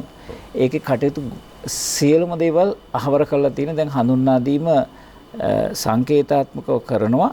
ඒ වගේම දැන් ඔය කැබිනට් පත්‍රිකාවන් කරපු අධ්‍යාපන ප්‍රතිසංස්කරණ ඒ වගේ දේවල් ඒ ඔක්කොම යෝජිත දේවල්. එතකොට මේ සඳහා අදහස් ලබා ගැනීම භෞතිකව ගරු සුසිල් ප්‍රේමජයන්ත ඇමතිතුමාගේ නායකත්වයෙන් සහ මඟ පෙන්වීමෙන් ඒ අමාත්‍යාංශය කරගෙන ගියා. දිස්ත්‍රික් වලට ගියා, ප්‍රාදේශීය මට්ටමට ගියා, ඊට පස්සේ පාසල් වලට යනවා. එක ඒ කණ්ඩායමට භෞතිකව ඒ ක්‍රමේ හිටියා. ඊට අමතරව මේක මේ කොවිඩ් තත්ත්වයට එක්ක කරන්න තමයි පසුගිය මාර්තු මාසේ 26 වෙනිදා ඩිජිටල් වේදිකාවක් කරහා මොනවද දැනට යෝජනා කරන දසවැදෑරුම් අධ්‍යාපන ප්‍රතිසංස්කරණ දැනට ඉදිරිපත් කළ තියෙන රාමුව මොකද්ද? ඒවෙන් කෙරෙන්නේ මොකද්ද කියන එක උදාහරණයක් ගන්න පෙර පාසල් සඳහා ප්‍රතිපත්තියක් ඇති කිරීම, පෙර පාසල් ගුරුවරුන් පුහුණු කිරීම, ඊට පස්සේ විෂයමාලා සංවර්ධනය, අධ්‍යාපනයේ පරිපාලනයේ තියෙන ගුණාත්මක වෙනස්කම්, එතකොට නිපුණතා සංවර්ධනයයි වැඩ ලෝකයයි පාසල් අධ්‍යාපනය අතර සම්බන්ධය, ඒ වගේම විශ්වවිද්‍යාල තවදුරටත් වෙනස් කිරීම, ඒ කියන නම් වැදෑරුම් ප්‍රතිසංස්කරණ යටතේ මොනවද කෙරෙන්නේ කියන එක රට හමුවේ සහ ලෝකයේ හමුවේ ෂණයකින් තබන්න තමයි ඩිජිටල් වේදිකාවක් මාර්තු මාස 26 වෙනිදා ආරම්භ කරේ. ඒකේ අප්‍රේල් මාස 27 වෙනිදා වෙනකොට ප්‍රගති තමයි 2000කට ආසන්න ප්‍රමාණයක් දාලා තියෙනවා. ඔබටත් පුළුවන් අධ්‍යාපන අමාත්‍යාංශයේ වෙබ් අඩවියට ගිහිල්ලා මේ තුරට ප්‍රවිෂ්ඨ වෙලා ඔබට අවශ්‍ය භාෂාවකින් ඔබට ඔබේ නම කියන්නත් පුළුවන්. ඔබ ප්‍රතිසංස්කරණය මොකද්ද බලාපොරොත්තු වෙන ඒක කොහොමද කරන්න ඕනේ කවදද කරන්න ඕනේ ඔබට ඕනෑම යෝජනාවක් මහජන අදහස් ලබා ගැනීම වෙනුවෙනුත් වන වැඩපිළිවෙලක් සූදානම් කරලා තියෙනවා කියලා ලේකම්තුමා කියන්නේ. ඔබ ඉස්සෙල්ලා දැක්කේ ජාතික පාසල් 10 ආරම්භ කිරීමේ වැඩපිළිවෙල කොහොමද සිද්ධ කරේ කියන කාරණා. සමහර දැන් ඔබතුමාලා ජාතික පාසල් 10 ආරම්භ කිරීමේ ඉලක්කය තිබුණෙත් නව ප්‍රතිසංස්කරණ දරුවන්ට හඳුන්වා දීම වෙනුවෙන්මද? එසේමයි. දැන් ජාතික පාසල් 10 වැඩපිළිවෙල යම් ප්‍රමාදයක් තියෙනවා කියන්නේ අර හඳුන්වා දීමත් ප්‍රමාද වෙනවා කියන එකද? නෑ ඇත්තටම හඳුන්වා දීම කියලා කියන්නේ අපි ජාතික පාසල් සෞභාග්‍ය දැක්මේ පිටු අංක 22 මට අතේ තියෙන්නේ හැම ප්‍රාදේශීය ලේකම් කොට්ටාසයකම ජාතික පාසල් දෙක පැකින් දෙනවා. ඒ අතරතුර ප්‍රාදේශීය ලේකම් කොට්ටාස 123ක් තියෙනවා. ඒ එකකවක්වත් ජාතික පාසලක් නැහැ. ඒ 123ට ප්‍රතිපාදනත් ලැබිලා තිනවා. ඒව හඳුනාගෙන අර 673ත් හඳුනාගෙන ඒවට අවශ්‍ය තියෙන මොන දේවල්ද මේ බලාපොරොත්තු වෙන්නේ ජාතික පාසලක් කිරීම කියන එක. ඒකෙන් බලාපොරොත්තු වෙන්නේ ඔබටත් මටත් සමාජයේ ඉන්න සියලු දෙමව්පියන්ට විශ්වාස විදියට ඉගෙනීම් ක්‍රියාවලිය සිද්ධ වෙන්න අවශ්‍ය මූලික භෞතික මානව සහ ඒ ආශ්‍රිත සම්පත් ටික ලබා දෙන සඳහා විශේෂ පැකේජ් 4ක් තියෙනවා. ඒ සඳහා අවශ්‍ය ප්‍රතිපාදන පාසල් වලට ලබා දීමේ ක්‍රියාවලිය දැනටමත් සිදු වෙනවා. ලේකම්තුමා මේ වෙලාවේ ජාතික පාසල් නිර්මාණය කිරීම ඉදිකිරීමේ කටයුතු සිද්ධ වෙනවා. ඊට අදාළ දර්ශන ඔබ දකින්නේ ජාතික අධ්‍යාපන ආයතනයේ කාර්යභාරය. ජාතික අධ්‍යාපන ආයතනයේ ඉන්නේ තාමතර යයිල් පැන ගියපු ක්‍රමවේදයක් මත කියලා යම් තැන්වල සාකච්ඡාවක් තියෙනවා. ලෝකයේ අනෙක් රටවල් දියුණු රටවල් කැනේඩියානු රටවල් භාවිත කරන අධ්‍යාපන ක්‍රමවේදයන් ඇයි අපේ දරුවන්ට එකතු කරන්න බැරි? අපි අපේ අධ්‍යාපන ප්‍රතිසංස්කරණ තුළ ඒ පිළිබඳව සාධනීය සාකච්ඡාවක් ආරම්භ කරලා තියෙනවද කියලා ප්‍රශ්න කරන්න පුළුවන්. මොකක්ද ඔබතුමාලට තියෙන උත්තරේ ඒ සම්බන්ධයෙන්? ඒක ඇත්තටම මේ අධ්‍යාපන ප්‍රතිසංස්කරණ යටතේ යෝජනා කරලා තියෙනවා. ජාතික අධ්‍යාපන ආයතනය මොකද්ද වෙන්න ඕනේ? කොහොමද ක්‍රියා කරන්න ඕනේ? ඒ වගේම තමයි ජාතික අධ්‍යාපන කොමිසම මෙන්න මේ ආයතන දෙක විතරමයි ගැසට් කරලා තියෙන්නේ මේ අධ්‍යාපන ප්‍රතිසංස්කරණ දුරස්ත අධ්‍යාපනය සහ විවෘත විශ්වවිද්‍යාලය යටතේ. ඔබට තේරෙනවා ඇතිනේ කවදාකවත් මෙහෙම වුණේ නැහැ. මේ ආයතන දෙකම තමයි දෙක විතරයි ගැසට් කරලා තියෙන්නේ. දැන් අපි අපේ රටේ නිදහස් අධ්‍යාපන ආරම්භ කරනකොට අර අපි බැලුවේ 3H concept එක. head hand heart. දැන් මේ තමයි මූලික සංකල්පය. ඒ වගේම තමයි මේ මූලික සංකල්පය මත පදනම් වෙච්ච ක්‍රමවේදයක් අපි ආරම්භයේ දැක්ක. හැබැයි ඒකෙන් ක්‍රමෙන් ගිලිහෙනවා අපි දැක්කල එකම්තුමා. එතෙන්නම දාපහු යන්න සූදානම් වෙන්නේ. එතනින් එහාට ගිහලා ලෝකේ භාවිත කරන වෙනත් තැනකටද අපි මේ කේන්ද්‍රගත වෙන්න ලෑස්ති වෙන්නේ. ඔය ඇත්තටම අපිට මේ දැන් මේකෙම තියෙනවනේ යල් පැන ගිය පොලාරි එහෙම නෙමෙයි. අපි නූතන සමාජයත් එක්ක අපි යන විදිහට අපි හැඩගැස්සෙන්න ඕනේ දරුවාට හොඳම දේ ලබා දෙන්න. මොකද අපේ රටේ අනාගතයේ යම්කිසි තීරණයක් වෙනවා නම් අපි ලෝකයේ අධ්‍යාපනය වෙනුවෙන් හොඳම අධ්‍යාපනයක් ලබා දෙන්න අපි බලාපොරොත්තු වෙනවා නම් අන්නේ සඳහා අපි නවීන ක්‍රමවේද වලට අනුගත වෙන්න ඕනේ. ඒක තමයි අධ්‍යාපන ප්‍රතිසංස්කරණයෙන් අපි කරන්න බලාපොරොත්තු වෙන්නේ. ඔබතුමාලා මේ වෙනකොට ඒ සඳහා වන පූර්ව අධ්‍යයනයක් කරලා තියෙන්නේ. අත්ත වශයෙන්ම දැන් ඒ ටික කරලා තමයි අපි ඉදිරිපත් කරලා තියෙන්නේ මාර්තු මාසේ 26 වෙනිදා වෙබ් අඩවියට ගිහිල්ලා බලන්න පුළුවන්. මට දැන් මෙතන ඕනනම් කියවන්නත් පුළුවන් සමහරක් ඒවා. අපි කියමු පෙර පාසල් අධ්‍යාපනයේ අද උදෙත් දැන් මේ පිළිබඳ ප්‍රතිපත්තියක් හදලා තිනවා. ඇත්තටම විද්‍යාත්මකව හඳුනගෙන තියෙනවා විශේෂඥ වෛද්‍යවරු ඉන්නවා ළමා රෝග කියලා කිව්වට රෝග නෙමෙයි. ඒ විශේෂඥ වෛද්‍යවරු ඉන්නවා. ඒගොල්ලෝ සම්පත්දායකත්වය දරනවා. එතකොට පූජ්‍ය පක්ෂයේ ඉන්නවා. පෙර පාසල් පිළිබඳ අධ්‍යාපන මනෝවිද්‍යාව ඒ සියලුම පිළිබඳ විශේෂඥයින් කමිටුවක් ජාතික කමිටුවක් තියෙනවා. ඒක සභාපතිත්වයේ දරන්නේ අධ්‍යාපන ලේකම්තුමා. එතකොට මුල්ලමාවිය පෙරපාසල් සංවර්ධන අමාත්‍යංශයක් තියෙනවා ගරු පියාල් නිශාන්ත ඇමතුමාගේ. එතන තියෙනවා මුල්ලමාවිය සංවර්ධන පෙරපාසල් කියන විෂය තියෙනවා. ඒ විෂයපතේට අදාළව ඒ නිපිනෝ ඉන්නවා. ඒ අය තමයි ඒකේ සම්බන්ධ. එතකොට අපි කමිටුවක් හඳුන්වාගෙන තියෙනවා. කමිටුවේ සංයුතිය තියෙනවා. ඊට පස්සේ කමිටුවේ කාර්යභාරය තියෙනවා. ඊට පස්සේ ඊළඟ ලේයර් එක තියෙනවා. දැන් අද උදේ සාකච්ඡා කරේ විෂයමාලා සංවර්ධන පෙරපාසල්. කවදද අපි මේක ඉවර කරන්න ඕනේ? මොන විෂයමාලා සංවර්ධන තියෙන්නේ කියන එක. ඒ විදිහට මාසික රැස්වීම් තියෙන රැස්වීම් විතරක් නෙමෙයි අපි මේ වර්ක්ෂොප්ස් එහෙමත් තියෙනවා. තියලා ඒ වගේ කාර්යයන් කරනවා. ඒ කියන්නේ දැන් ඔබතුමාලා ඔය කරන පූර්ව අධ්‍යයනය තුළ සමාජයේ සාකච්ඡාව තිබුණේ සහ දේශපාලන අධිකාරිය තුලත් පහුගිය කාල සීමාව තුළ සාකච්ඡාවක් තියෙන 5 වසර ශිෂ්‍යත්වයේ දරුවන්ට දරන්න ටිකක් අමාරුයි, බර වැඩි. 5 වසර දක්වා වන විෂයමාලා යලි සංශෝධනය විය යුතුයි. එතනින් එහාට ගිහිල්ලා න්‍යායාත්මක දැනුම වගේම ප්‍රායෝගික භාවිතාව වෙනුවෙන් ළමයා යොමු කළ යුතුයි කියන කාරණාව සම්බන්ධයෙන් සාකච්ඡාවක් ඇති වුණා. මොකක්ද ඒ සම්බන්ධයෙන් ඔබතුමාලා තියෙන ප්‍රතිසංස්කරණ 5 වසර ශිෂ්‍යත්වයේ ඉවත් කිරීම වෙනුවෙන් වන සාකච්ඡාවක් සිද්ධ වෙනවද ඔය අලුත් ප්‍රතිසංස්කරණ තුල? ඇත්තටම ගත්තොත් එහෙම විවිධ අදහස් තියෙනවා. දැන් මට පෞද්ගලික අදහසක් තියෙනවා. ඔබට පෞද්ගලික අදහසක් ඇති 5 වසර ශිෂ්‍යත්වයේ පිළිබඳව. හැබැයි අපි ඔබෙන් අපේක්ෂා කරන ලේකම්තුමා පොදු අපේක්ෂාව. ඒ කියන්නේ ජාතික ප්‍රතිපත්තිය තුල තියෙන ජාතික ප්‍රතිපත්තිය තුල සාකච්ඡාවක් තියෙනවා 5 ශිෂ්‍යත්වයේ තිබිය යුතුද නැද්ද කියන තැන තියෙනවා. තාම මේක නිශ්චිතව කියලා නෑ. නමුත් මේ අධ්‍යාපන ප්‍රතිසංස්කරණ නිශ්චිතවම නියම කියන්නේ නියම වැඩසටහනක් විදිහට 2022 දී 1-2 පන්ති 2 6-8 පන්ති 2 10 පන්ති 2 පාසල් 200ක ක්‍රියාත්මක වෙනවා ලංකාව පුරා. ඊට පස්සේ අවුරුද්දේ අපස සාමාන්‍ය පෙළ දක්වා ඒ කියන්නේ ඔබතුමාලා හඳුන්වා දෙන නව ප්‍රතිසංස්කරණ. ඒ කියන්නේ විෂයමාලාව ඒ විෂයමාලා හැබැයි මේ අධ්‍යාපන ප්‍රතිසංස්කරණ කියන්නේ විෂයමාලා මේ සංවර්ධනය කියන්නේ දෙකක්. අර පුළුල් අධ්‍යාපන ප්‍රතිසංස්කරණ ඇතුලේ තියෙන එක අංගයක් විතරයි ඒක.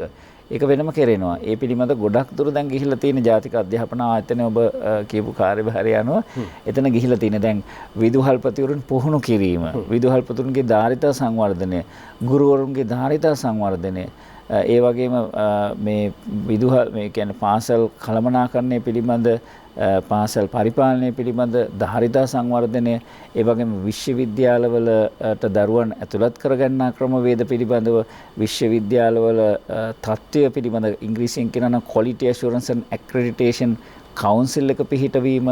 ඊට පස්සේ අපි මේ ශ්‍රී ලංකා SLQF කියලා රාමුව 1 සිට 10 දක්වා ඒකට නෛතික බලයක් ලබා දීම. ඊට පස්සේ අධ්‍යාපන විද්‍යා පීඨවල ඉන්න සියලුම විද්‍යාපීඨ ඩිප්ලෝමාධාරීන් සඳහා ඒ උපාධියක් දක්වා ගෙන යාම. අන්න ඒ වගේ ඒ සෞභාග්‍ය දැක්වේ ප්‍රතිසංස්කරණ රාශියක් මම ඔය කීපයක් විතරයි ඔබට ඉදිරිපත් කරේ.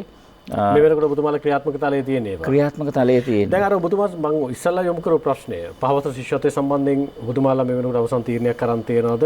5 වසර දක්වා වන අධ්‍යාපන ප්‍රතිසංස්කරණයක් සිද්ධ වෙනවද? විෂයමාලාව ප්‍රතිසංස්කරණයක් සිද්ධ වෙනවද? පැහැදිලිවම සිද්ධ වෙනවා. එතකොට ඔබතුමාලා නියම වැඩසටහනක් විදිහට 1-2 ඊපස්සේ 6-7 සහ 10. ඔව්. දැන් ඔය පාසල් සඳහා විෂයමාලා සංශෝධනයක් එක්කන ඔබතුමාලා අරගෙන සූදානම්. ඒක තමයි. හරි. එතකොට නියම ව්‍යාපෘතියක් විදිහට ඔබතුමාලා ගේන්න සූදානම්. හැබැයි දැන් 1-2ට ගෙනාවා නම් ඊට පස්සේ ආපහු නියම ව්‍යාපෘතිය හකුලවා ගන්න බෑනේ. නෑ. ඊට පස්සේ දරුවන්ට උග ආයේ ඔබතුමාලා කන්ටිනියු කරා යන්න වෙනවනේ. ඒ සඳහා පූර්ව සූදානමක් තියනවද මේ වෙලාවේ? තියෙනවා. ගුරුවරුන් දැනුවත් කරලා තියනවද? ගුරුවරුන් දැනුවත් කරලා තියෙන්නේ. විදුහල්පතිවරුන් දැනුවත් කරේ ඒ පුහුණුවීම් කරගෙන යනවා අධ්‍යාපන ප්‍රතිසංස්කරණ අමාත්‍යාංශය සහ ජාතික අධ්‍යාපන ආයතන එක්කව වෙලා ඒ ටික කරගෙන යනවා. ඔබතුමාලගේ අපේක්ෂාව මොකද්ද? දැන් මේ වෙලාවේ පාසලෙන් බිහිවන දරුවා එක්තරකට චෝදනාවක් තියෙනවා. ඔහු ප්‍රායෝගික භාවිතාවෙන් තොරයි න්‍යායාත්මක දැනුමකට පමණක් සීමා වෙච්ච දරුවෙක් කියලා. එක් පැත්තකින් තියෙනවා විනය කියන කාරණාව සම්බන්ධයෙන් පිරිහිච්ච දරුවෙක් තමයි එළියට එන්නේ කියන කාරණාව. පැති දෙකක්. අනෙක් පැත්තෙන් සමහර වෙලාවට පෞරුෂත්වයේ බිඳිච්ච දරුවෙක් තමයි එළියට එන්නේ කියන තුන්වෙනි කාරණාව.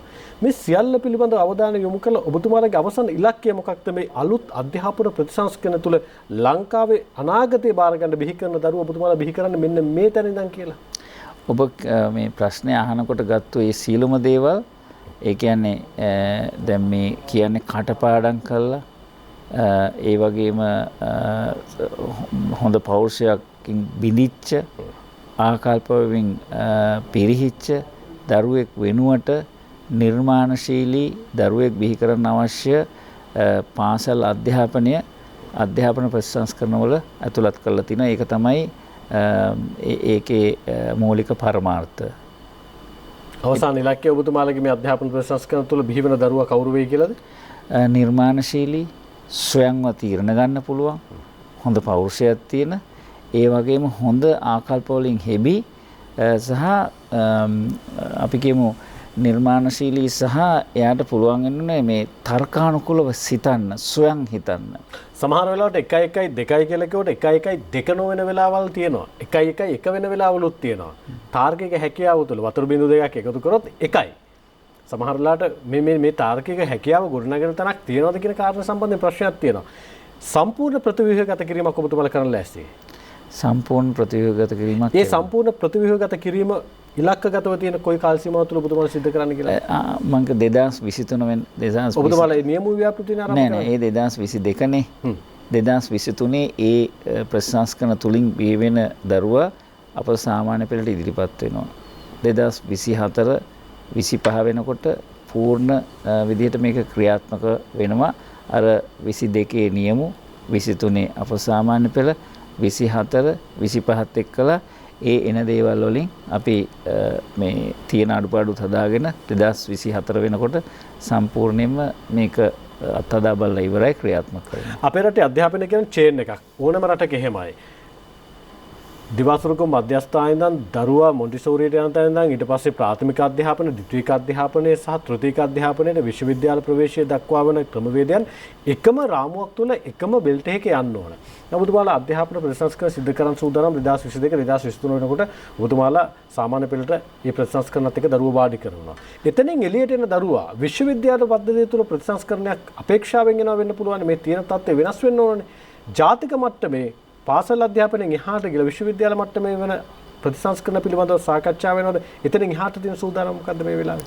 ඔව් ඇත්තටම ගත්තොත් එහෙම ගරුණීය වේදිකතුමනි දැන් අපි ගත්තොත් එහෙම දැන් පවතින ක්‍රමය තුළ මා ගුරුවරයෙක් වශයෙන් මා කියන්නේ අපි මේ සියලුම දරුවෝ දිහා තමයි සමස්ත දරුවෝ එක මට්ටමකට ගෙන පන්ති 40ක් ඉන්නවා නම් මගේ දේශනික 120ක් 500ක් ඉන්නවා නම් මට පුළුවන් වෙන්න ඕනේ දක්ෂම දරුවා විතරක් නෙමෙයි මේ සියලුම දරුවෝ එක තැනකට ගේන්න. ඒක තමයි ගුරුවරයාගේ දක්ෂතාවය සහ අධ්‍යාපනයේ මුඛ්‍ය පරමාර්ථය.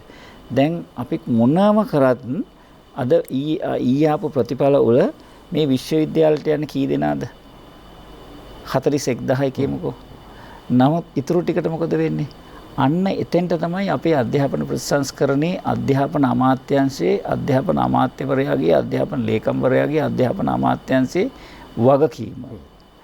මේකෙන් තමයි රටක් එක විදිහට නැගිටින්නේ. අපි කියන්නේ ඉස්සර කියන්නේ ලීෆ් ෆ්‍රොග් කියලා. මම කියන්නේ මේක පෝල් වෝල්ට් එකක් කරන්න නම් අර විදිහට දැන් හුඟක් වෙලාවට අපි දැන් විශ්වවිද්‍යාලය කියන්නේ විශ්වවිද්‍යාල ප්‍රතිසංස්කරණය අනිවාර්යයෙන්ම කළ යුතුයි. ඒ 41000ටනේ. එම නෙමෙයි.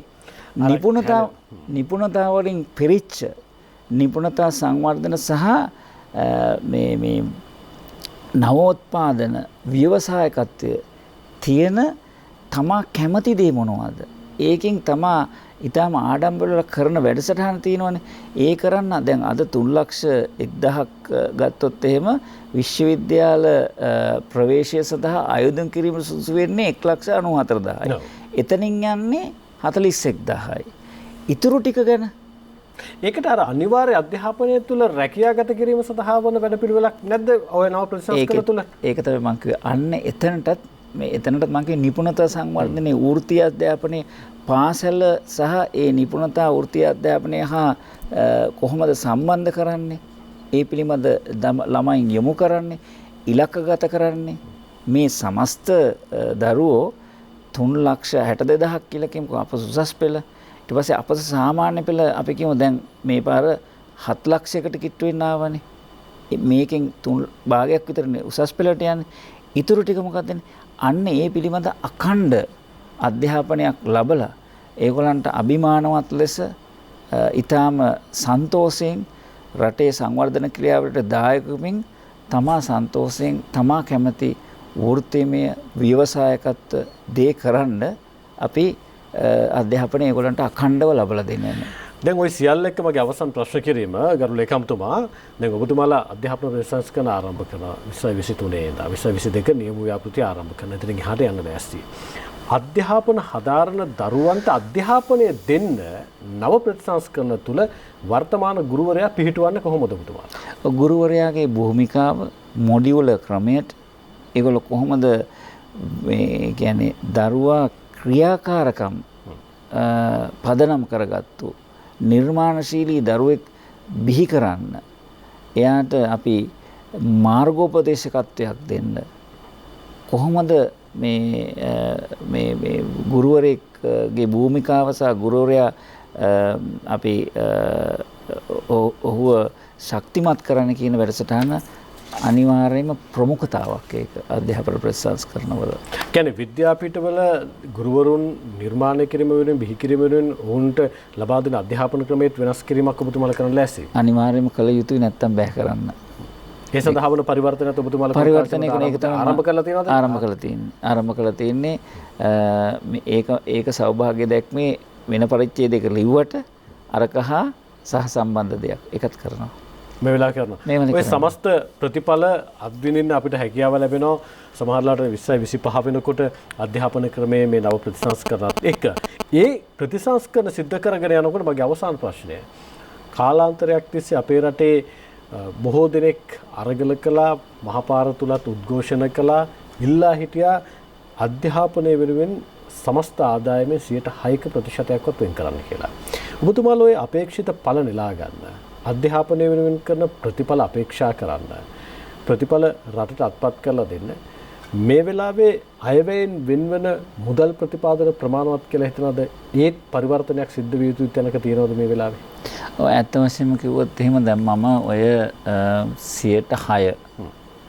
6% කියලානේ ඒ ජනප්‍රිය මාතෘකාව මම උපකුලපතිවරයෙක් විදිහට ආවට පස්සේ පීඨාධිපතිවරයෙක් විදිහට ආවට පස්සේ මම ඒ වෘත්ති සමිතිය වලින් ඇහුවා මම යවංකව කියන්නේ මම ආපු දෙය කියන්නේ මම ඇහුවා දැන් ඔය 106 නැත්තම් 6% වල ඕගොල්ලෝ බලාපොරොත්තු වෙන දේ කියන්නකෝ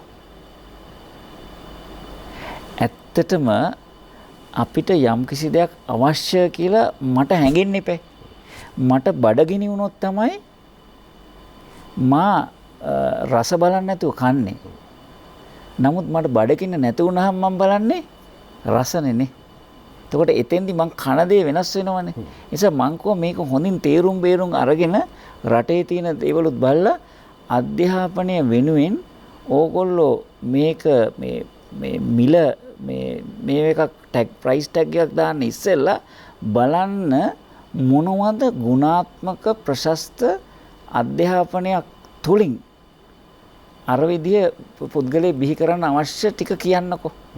ඊට පස්සේ ආයෝජනය කතා කරමුකෝ. ඊට පස්සේ ගණන් ටික හදමු කියලා. මගේ යෝජනාව මේකයි. ඒ නිසා 6%ද 10%ද 101ද 100.1ද කියන එක නෙවෙයි. අපි මොනවද කරන්න කියන එක ඒ සඳහා වැය වෙන මුදල තමයි අපි හොයාගන්න ඕනේ.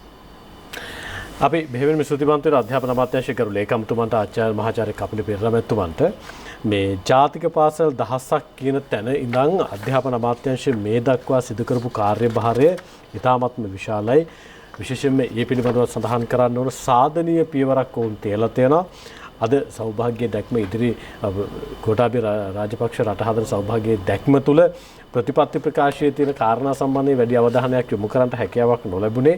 මේ වෙලාවේ උසස් පෙළ ප්‍රතිඵල නිකුත් වෙලා තියෙන ඒ ආශ්‍රිතව දරුවන්ට ගැටලු තිබෙන නිසා නැත්නම් අනිවාර්යයෙන්ම මම ලේකම්තුමාගෙන් ප්‍රශ්න කරනවා මේ සෞභාග්‍ය ඉදිරි දැක්ම තුල ජනාධිපතිතුමාත් අපේක්ෂා කළේ මාස 6න් 3න් අවුරුද්දෙන් ජනතාවට ප්‍රතිලාභ අත්පත් කරලා දෙන්න පියවරෙන් පියවර ඉස්සරහට තියෙනවා කියලා මේ කොවිඩ් වසංගතය තුලත් ඒ පියවර ඒ විදිහටම තියෙනවා කියලා කිව්වා. ඒ නිසා කොතනද ඉන්නේ කියන කාරණය සම්බන්ධයෙන් ප්‍රශ්න කරන්න තිබුණා. නමුත් මේ ගෙනල්ලා තියෙන පිළිතුරත් එක්ක ලොකු පියවරක් ඉස්සරහට තියලා තියෙනවා. ඒ පියවරේ ප්‍රතිඵල පිළිබඳව අපි අනාගතයේ දවසක මුණ ගැහිලා කතා කරමු. බෙහෙම ස්තුතියි අධ්‍යාපන අමාත්‍යාංශ කරු ලේකම්තුමන්ට මහාචාර්ය කපිල පෙරේරා මැතිතුමන්ට සහභාගීත්වය සම්බන්ධයෙන් ආයුබෝවන් කියලා ඔබතුමාට වැඩසටහන සමුදෙනවා.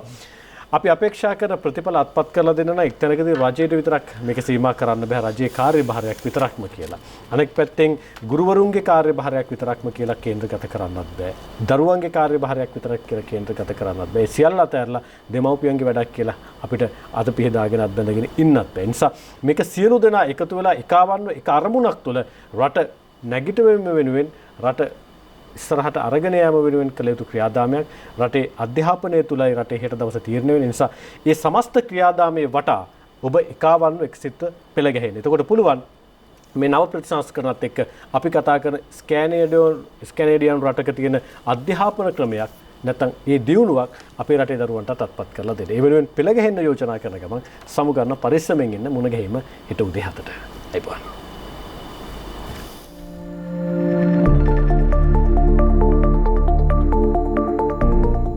මෙරට සෑම දරුවෙකුටම නිදහස් අධ්‍යාපනයේ අයිතිය ලබාදීම සඳහා 1944 වර්ෂයේදී ආචාර්ය C.W. කන්නංගර ශ්‍රීමතාණන් කටයුතු කළේය.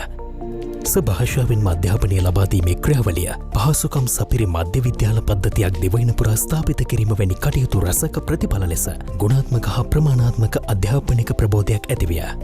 1945 වර්ෂයේදී අධ්‍යාපනයෙහි වගකීම රජයට පවරා ගන්නා ලද අතර 1960 අංක 5 දරන උපකෘත පාඨශාලා හා ගුරු විද්‍යාල විශේෂ විධිවිධාන පනත මගින් ගාස්තු අය කරන බොහෝ පාසල් රාජ්‍ය පාසල් බවට පත් කිරීමෙන් නිදහස් අධ්‍යාපන ක්‍රියාවලිය තවදුරටත් අර්ථවත් විය. 1972 වර්ෂයේදී නව අධ්‍යාපන ප්‍රතිසංස්කරණ ක්‍රියාවලිය ශ්‍රී ලංකා අධ්‍යාපන ශාස්ත්‍රයේ තවත් වැදගත් හැරවුම් ලක්ෂයක් විය.